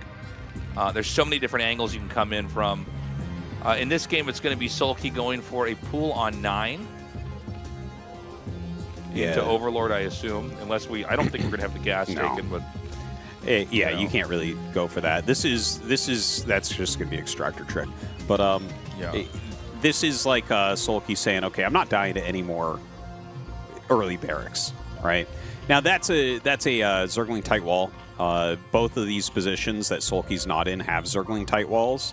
So the 9 pool, I almost feel like from SoulKey, it's like either you're going to insta-win or you're going to be behind. Those are the only 2 options here. Like, you insta-win if there's a barracks in the center of the map, and if they're just walling and going to expand, you're behind. So, yeah. Like, I feel like this, it's not a terrible plan from him, because it's SoulKey. Like, I think that even though he's going to be a bit behind... Oh, my God! Are you serious? Whoa! What? What? Yeah. That was a bit unexpected. He is making a second barracks outside. I have seen this recently from some pros, like, or at least from one guy in like a PSL tournament. Like, someone did this recently and got a big win. But so what you do is you make Marines nonstop out of this barracks, and you make Marines nonstop out of that barracks. The Overlord isn't there, so they can't check if you have a command center. And then you suddenly walk out, and you have like 3 more Marines than they expect. Wow. I didn't expect to see this from Light. You know, it's funny. This is almost... It's kind of turning into the Snow Barracks games where it's like everything is a technical 1-base build. You know what I mean? Yeah. Super interesting to see. You know, there's some genius to this. I don't feel like Terran have the same amount of options in early game versus Zerg to be cheesy the way that, like, let's say a Protoss can versus a Terran. Yeah. Early game, but there is some stuff. There are some things you can do, and I really like it because, you know, SoulKey's biggest strength is that he is so hard to read in the mid game. So forget about the mid game. Just do a rush. Just get in his face early on. Try to trip him up. I mean, we saw the win with the timing attack in game 1. We saw the bunker rush that happened in the previous game, yeah, just do a kind of unusual Marine timing attack. As Tastosis was saying, there's going to be 3 more Marines than normal. Now, SoulKey may already know what's coming, although I think this has been hidden and disguised pretty well here from Light. He's got the 3 SCVs in the front. Seeing the bunker start there should tell him everything he needs to know. The Lings are going to come up, and they're going to force a cancel. Maybe it would have been wiser to actually not start that so soon. He does kill that SCV, but he's got another SCV he can cycle on top of that. He's going to have the Marines target the Sunken Colony. He's got to switch onto the Lings here. Oh my god. A little bit of a miscontrol. Light kind of fumbled the ball there. He was targeting. He messed up. Yeah, that was. He's going to lose this game. That now. was bad. That was really, really bad. He didn't have his SCVs in front of the Marines at the start. If he had his SCVs in front of the Marines at the start, he would have busted everything really quickly. But the SCVs were kind of in the middle, so that was mostly a control error from Light. Like, he was trying to hide that he was bringing SCVs, so they came a bit later, but still.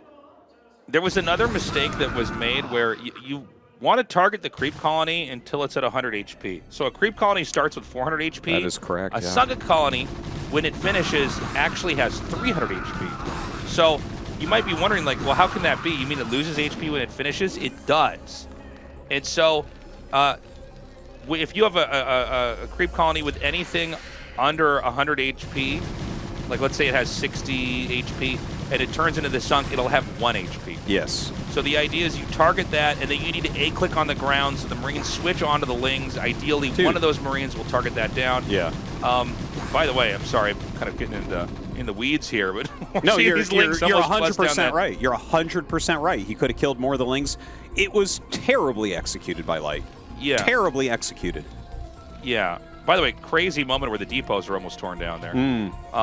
So Terran is in an absolute nightmare position. The Marines have been wiped out. The command center has started. And you might be thinking, well, isn't he walled in? I mean, he looks safe. The Lings can't get him. It's going to be the mutas that are going to completely shred him. The amount of money that he's going to have to spend with so few SCVs making turrets, to be what is considered even against Zerg, you want to have like 33-ish SCVs before you start making turrets. Well, obviously, you know, SoulKey's economy is a little bit weird looking too. He made a Sunken, you know, he had to make a bunch of Lings and everything. But he's going to recover out of that very, very quickly. So, yeah, I'd say without a doubt, this is like a bad position for Light. And, like, SoulKey should be feeling very happy with that defense. Yeah. Yeah, I mean, there are games where you can cheese and kind of recover, but this is a hard one to imagine it happening. And it's too bad because, you know, on paper, I think the strategy from Light should have worked, but he miscontrolled there. So we have the Spire finishing right now, and SoulKey has just about 600 gas, so he'll have 6 mutas right away inbound here, ready to go for Light, who is going to have to spam out so many turrets. And again, when your command center... when your second command center is this late, you just don't have a lot of SCVs. So, you know, everything in StarCraft it's a butterfly effect. If you mess up your split early on, everything's a little bit slower, okay? If you're late on your expand early on or late on your worker transfer early on, everything's a little bit later. And we're kind of seeing the effects of that now. So what Light wants to do is try to push out more into the middle of the map to generate more threats so that the mutas won't go in the main. But I don't think that SoulKey's going to... I don't think he's going to waver. I think he's going to just keep trying to hammer the main here. Well, as long as you're just putting pressure on, it's tough for Light because he's got to keep making SCVs. He had to start his turrets. I want to say he had like 26 SCVs or so. And you just can't afford everything. You can't afford getting a factory and all your upgrades and the missile turrets and produce your Marines and medics, right? So, like, something has to give here. And you can see he's, like, that's a really low SCV count in that main base. That is not looking good. He's got good turrets up there and everything, but now SoulKey is adding even more damage onto it. He was already low on workers, and now he just lost 5 or 6 more. Yeah. The hurt is real. It's going to be a pretty depressing mid-game here for Light. Again, always paying for it because he went for that rush early on. You know, so the mutas are going to be out here now. And I got to say, the turret defense looked pretty good. Yeah.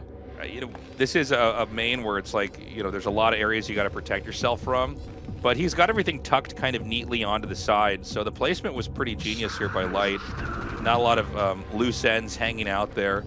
The mutas are going to come back through here, and he's just baiting out stims. He's forcing the Marines to come back. There is a little bit of Zerglings just at the very bottom of the screen, like below where the players are on camera at. And, if at any moment SoulKey decides that this army is not something he has to respect, he's going to dive on that. He might be waiting for those units to move out, and then you send the Zerglings in to attack missile turrets, and that's like they kill turrets really quickly, and it can be very annoying. But, Light has a lot of Marines and medics here. He really, really, really has a lot. I think here as SoulKey, you should actually just add a couple Sunkens. He's hidden a base over on the left side around 9-ish. So that's just like a calculated gamble. He's like, I kind of need a third. We should just throw it down somewhere. But yeah, I feel like all he really needs to do is make sure that this group of Marines and medics can't kill him, because it feels like Light has put all of his eggs into this basket. Okay, he's starting to get some nice pokes in here. The issue right now for Terran is that, yes, he's safe. He's not going to lose the game here. I'm a little bit surprised the depot was made that far out, but I guess you do start to run out of room. Zerg's going to get that third base up. It's over at the 9 o'clock position here. I don't think we've actually gone over it on camera. By the way, +1 air attack is done. And, SoulKey just kind of keeping Light lowered here on supply. This game is panning out to be a very straightforward textbook kind of mainline opening of ZVT, where we're going to have the lurkers come. The Queen's Nest is going to be out here. The Zerg is going to get to a defiler as quick as he can. And it's going to be tough for the Terran to stop. I don't think the Terran scouted the third base yet, but I assume it's an SCV or something moving around the map. It went nearby that third base, but never checked that one position. A little bit unlucky from Light then, if he came that close and wasn't able to see it. The science vessels are going to be very, very late this game, which is going to be a problem. If SoulKey gets his lurker defense up at both of his bases, like his natural and his third, the science vessels are so late that how do you gain that value over time? I think what's going to happen is Light is going to have to do something like 2 to 4 science vessels into a mass dropship play that you were kind of talking about at the beginning. It is a pretty good map for mass dropship, but that's going to be like one of the ways you might be able to do it. Now look at this, he's going for a sunken bust once again. This has been how Light has been winning games here today. Yeah, there are lurkers hatched in the back. That should end it. I don't think he can get any further there. Oh my god, the expansion has just been completely uprooted. I mean, there's no defenses anymore. The depots at the entrance are gone. The turrets are being wiped out. The mutas can now just go destroy these SCVs. The fact that SoulKey narrowly survives that big counterattack there from Light is huge, because now Light has to go all the way back home. Now, that being said, the third base is also a target here for Light. Light is sending units down now. I don't see a Nidus network. I do see lurker eggs. If you can get these lurkers burrowed, that's going to be a big deal as well. The Lings are going to tear apart these turrets up inside the main, which means the mutas can do even more damage. Light in such a terrible position. Yeah, I don't know that he can do anything from here, really. SoulKey has done a great job. Light did do a lot of damage, killing a ton of drones over at 9, so that's good at least. Hey, maybe if he can kill the hatch. No, he won't be able to. SoulKey will be able to clean that up and save that. Now he's moving his lurkers down into a containment position. If you're going to get 4+ lurkers there, it's like, that's going to be pretty much game ending. Okay, he's going to move in now. These lurkers are going to come up. This should be the end of the game, by the way, because if you get lurkers on their high ground, you're just never going to get out of your base. And, of course, the main is going to mine out pretty quickly here. I got to say, a really impressive game here from SoulKey. Yeah. It really does all go back to the start.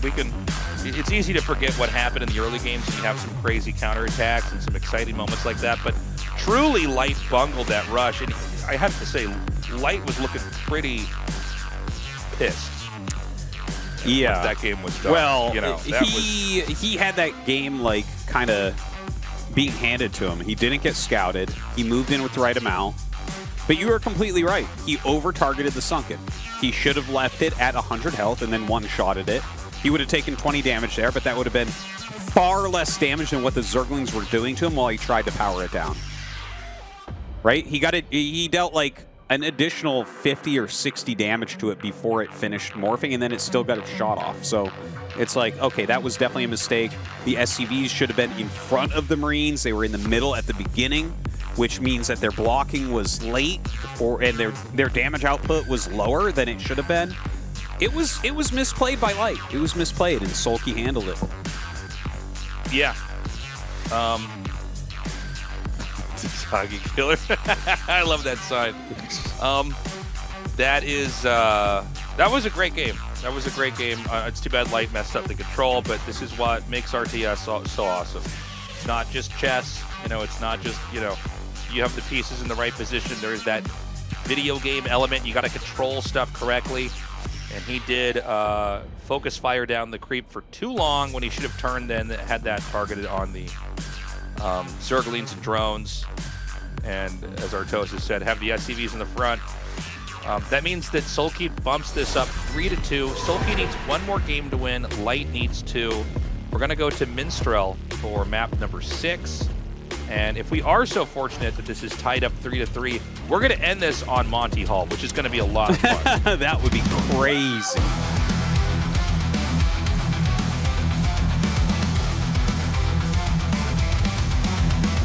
We are magic in the air. We are love, we are care. We are here for the ride. Join the fun side by side.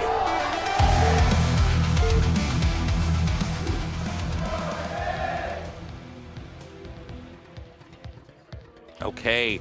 SoulKey in the top left and Light in the bottom right.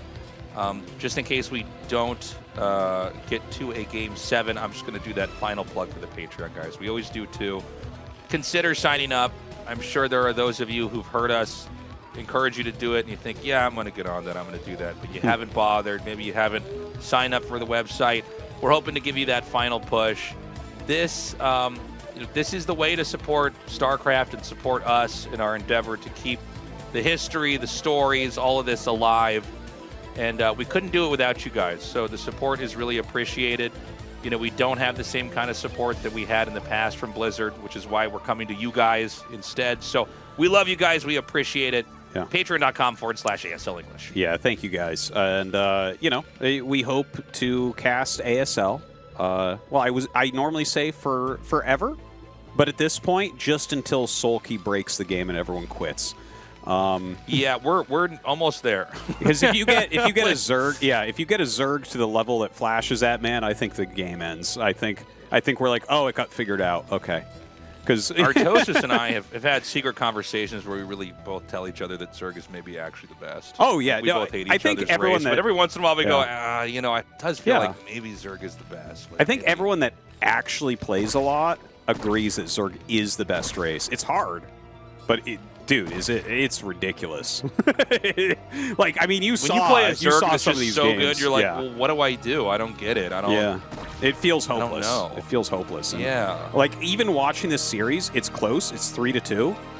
But if you look at the games, dude, if SoulKey doesn't get completely screwed, he destroys. By the way, this kung fu drone and the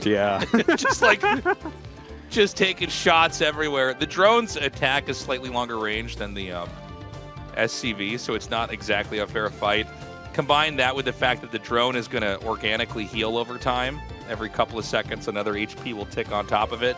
Where the SCV has to either manually repair or wait for a medic. You've got quite a headache. Worker harass.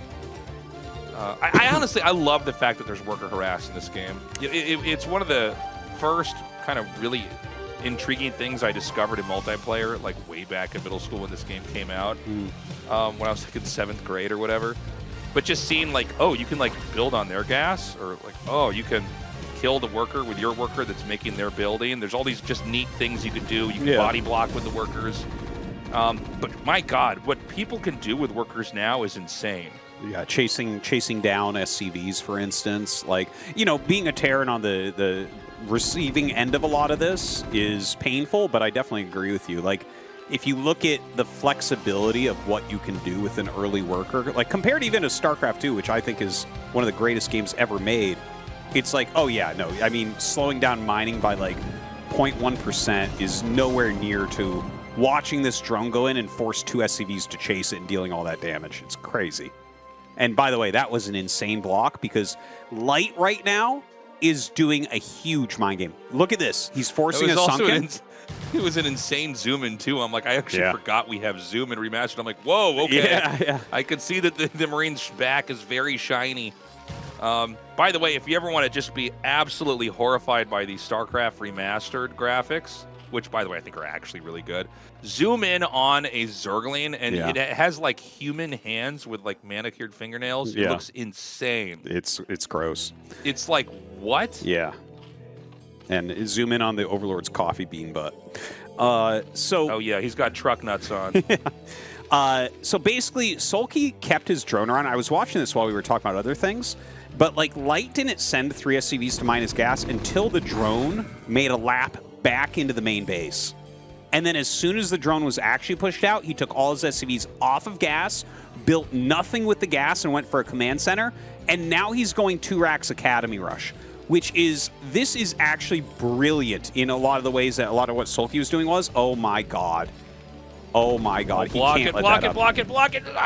Okay, well, I mean, you just can't stop this guy. You just can't stop him. So, Light's mind game made a lot of sense. If you're playing against a quick factory, you make a sunken to stop the vultures, and then you don't make many lings, and you kind of stay back in your base. Because it's like you might be playing against mech, you might be playing against Wraith, you might be playing against Drop. And if someone goes Marine Medic against that, they might get across the map without you knowing.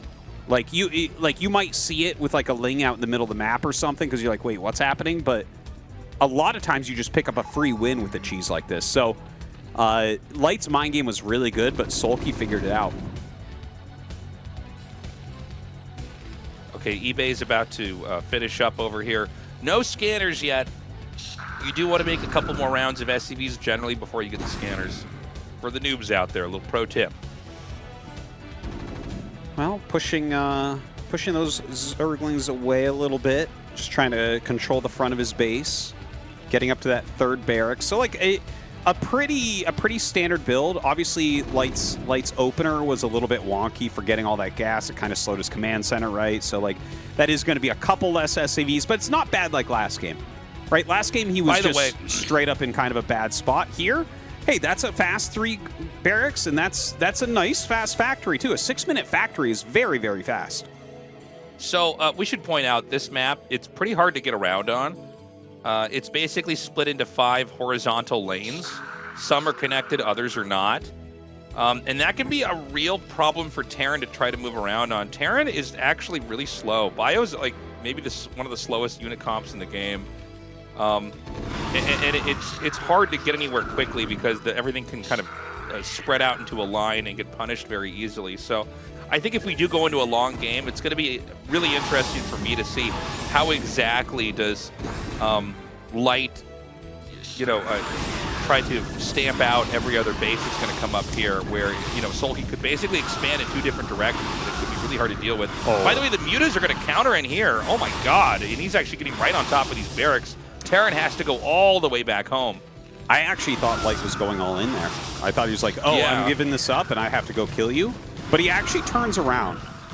So he will be able to defend this still. But I feel like that plays into SoulKey's hands a little bit as well. I guess there wasn't a very good choice there. Now he is building a bunker. He's still got a good SCV count. He's getting his tech up. And SoulKey's only on 2 base. Like this is anyone's game right now. Yeah, he's going to drive those mutas back. We're still waiting for the... Oh, never mind. Right as I said it, he took the hatchery there. Okay, so he's going to take the base at the very bottom left. The SCV that's going to scout is going to be picked off here. So it's going to be probably scans is what Terran's going to have to rely on to figure out where the bases are. Another scan over here at the natural. for the time being, it does look like we're probably going to have Lurker Tack. I never want to say 100% just because we've seen so many games where SoulKey will make Tack and then not use it. But if this was any other Zerg, if he just covered up the IDs, I'd say this is a very normal-looking Lurker switch to secure his other bases, and probably a Queen's Nest after that to get to Hive and then get to Defilers. I think that's the right choice, too. This is not a game where you can go into something like the very fast Ultralisks. He just did not have the opener that looked like that. So, yeah. That actually, when you see the Evolution Chamber here with the Hydralisk Den before the Queen's Nest, generally that means he's going to mass Lurkers before his Hive. It'll be a later Hive. Which actually, in this particular case, could be very good.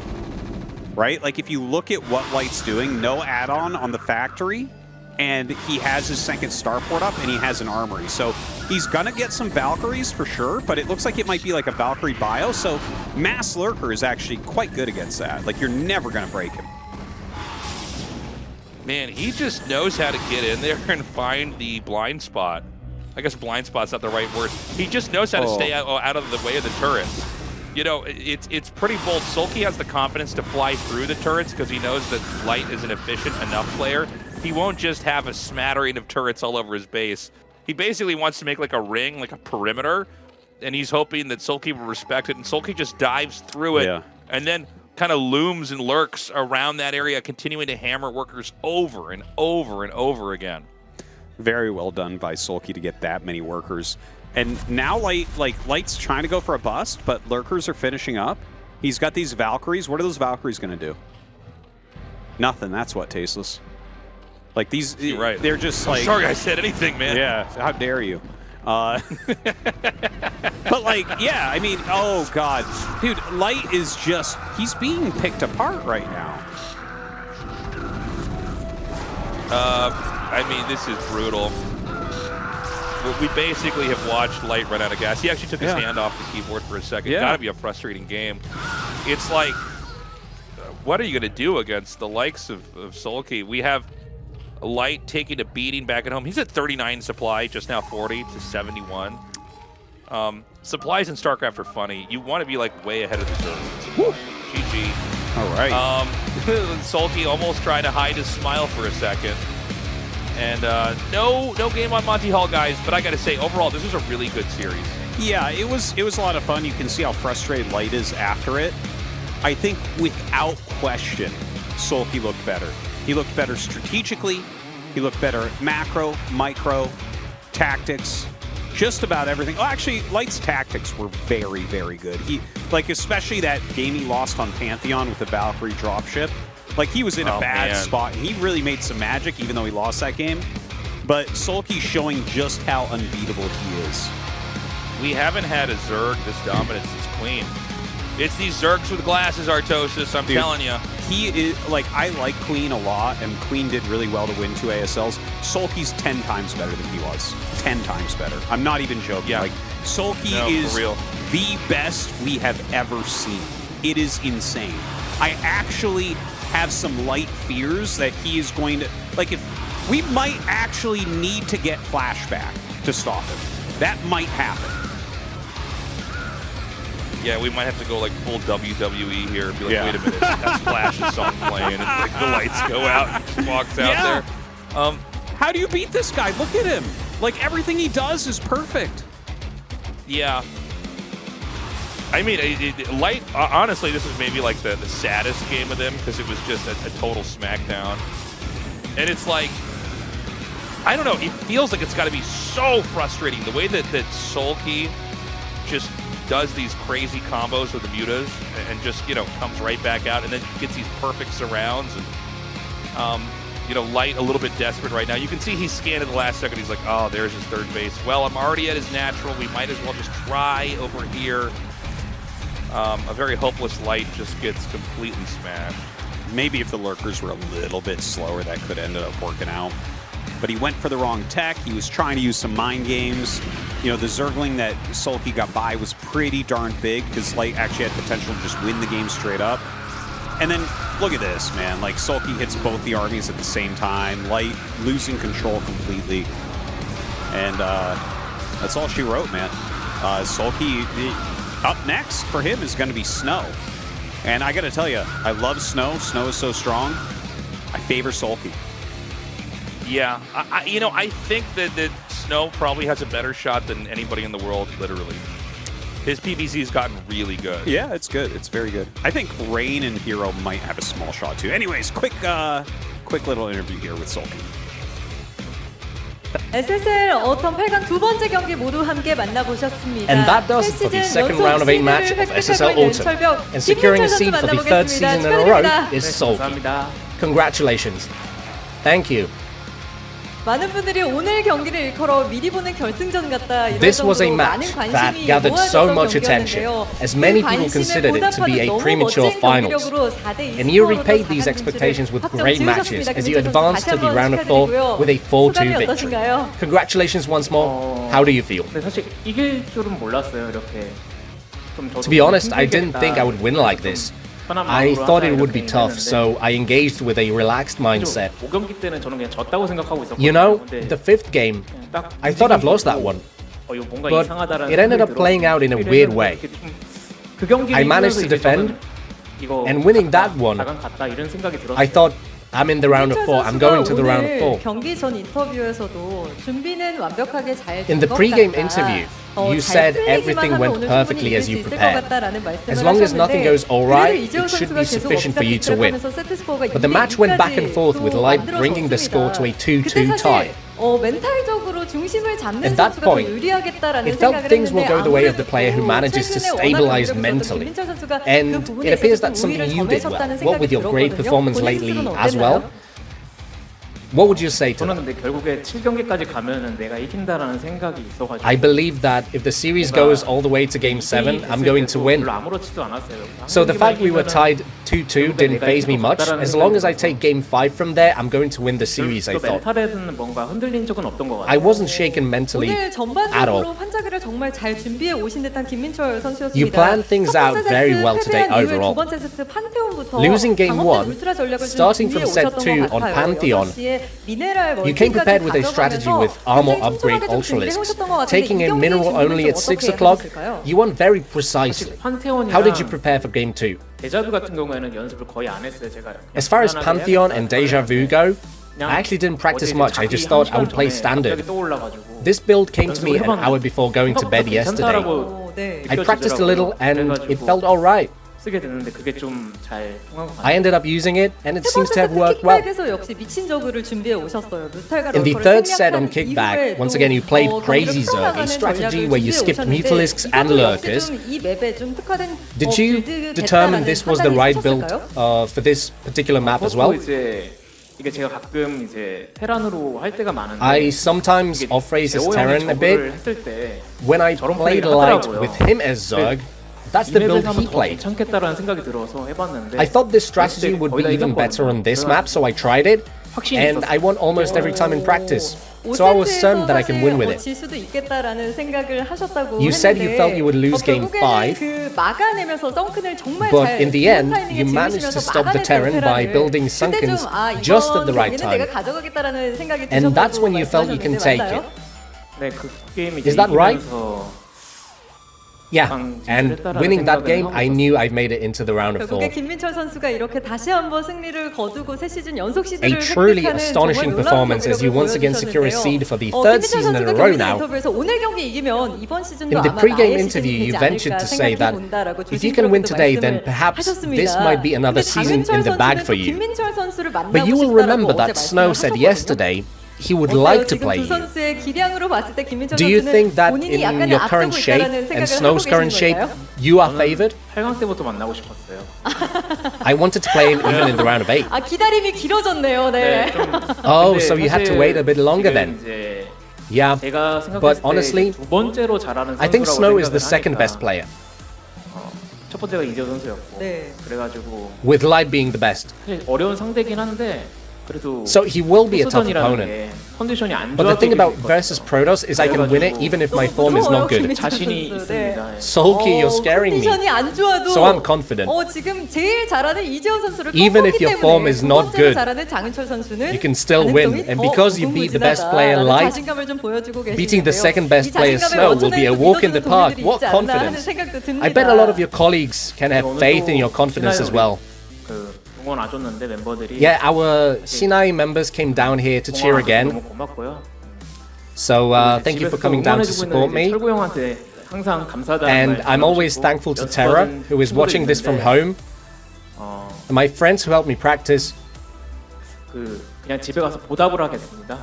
지금 생각이 안 나요. I'll go back home and give them their due. I'm suddenly drawing a blank right now. 준비 잘 해보도록 하겠습니다. Anyway, I'll prepare well for the round of 4. Can't wait to see if the defending champion can show his dominance in the round of 4. And to close things out, any words of thanks to your fans? 불안해하셨을 거예요. 근데 저도 테란전 좀 My 어렵다고 fans 생각을 will have 했는데 been more uneasy this time around, but I also feel playing Terran is tough nowadays. 준비 잘해서 I'm happy I managed to win, and in the round of 4, I'll try to show the performance you guys expect, the performance I always show. 네, 다시 한번 4강 진출 축하드립니다. 김민철 선수 인터뷰 Once again, 감사합니다. congratulations on making the round of 4. Thanks for the interview. Thank you. 네, 계속해서 새 시즌 연속 우승에 도전하게 된 김민철 선수와 And that 함께 does it 이야기 for our chat 나눠봤습니다. with SoulKey on his path towards his 3rd championship title in a row. All right, guys. I don't know if SoulKey can be stopped, Tastosis. He looks so good. I will say the games that Light won were really impressive, and there were probably 1 or 2 in there he could have pulled off that would have made this a lot closer. But when it comes to ZVT, I just don't think there is a Terran out there that seems to have a handle on how to approach SoulKey. No, I would definitely say that Royal would have by far the highest chance, but he's having a hard time in the other matchups right now. His very technical, cheesy plays, I think, are hard for any Zerg to stop at any time. But, until he can kind of fix up his Terran vs. Protoss and his Terran vs. Terran a bit, SoulKey's reign against Terran is going to continue. Okay, well, we're gonna go away for a couple days, guys. We're gonna be back next week. If you're watching live, remember, go to the shows themselves, get the tickets Monday, Tuesday. We record these matches 24 hours after they happen. That's right. And so then they're uploaded about 12 hours later. So basically 36 hours after the games have happened live, they're up on YouTube. Next week, Rain versus Rush and Sharp versus Hero. I think Rain versus Rush is similar to this match on paper, looks really, really good. And after watching this match, I think Rain versus Rush is going to be probably the best match of this round. Because, it was a 4-2, but it did feel a little bit one-sided here today. Sharp versus Hero, I actually think is going to look pretty similar to the match that we just watched. Hero is very close to SoulKey's level, and Sharp, I don't consider him to be quite as good as Light in the matchup. So, I don't know. I hold out some hope there. Sharp's looked really good this season. I feel like Sharp has brought such an improved, upgraded version, but I mean, I get what you're saying too. I mean, Hero is so scary. Probably the most consistent player of all the ASLs we had, now SSL. Rain Rush, it's going to be a great matchup. I'm really looking forward to that. It's always kind of hard to say how well Rain is playing on any given day or any given like SSL, what kind of shape is he going to be in? But when he's on, he really is unstoppable. Yeah, that's right. I'm having a production issue here getting our cameras on. This is so funny. We're just 3 Korean commentators right now. This is our final form, guys. My stream deck died. Okay, we're back. Anyways, that there you go. It is what it is, and I don't know. I'm totally thrown off now, Tastosis. You finished this out. Guys, thank you so much for watching today's SSL. We will see you next week. Sign up for the Patreon if you haven't already. We love you. Bye-bye.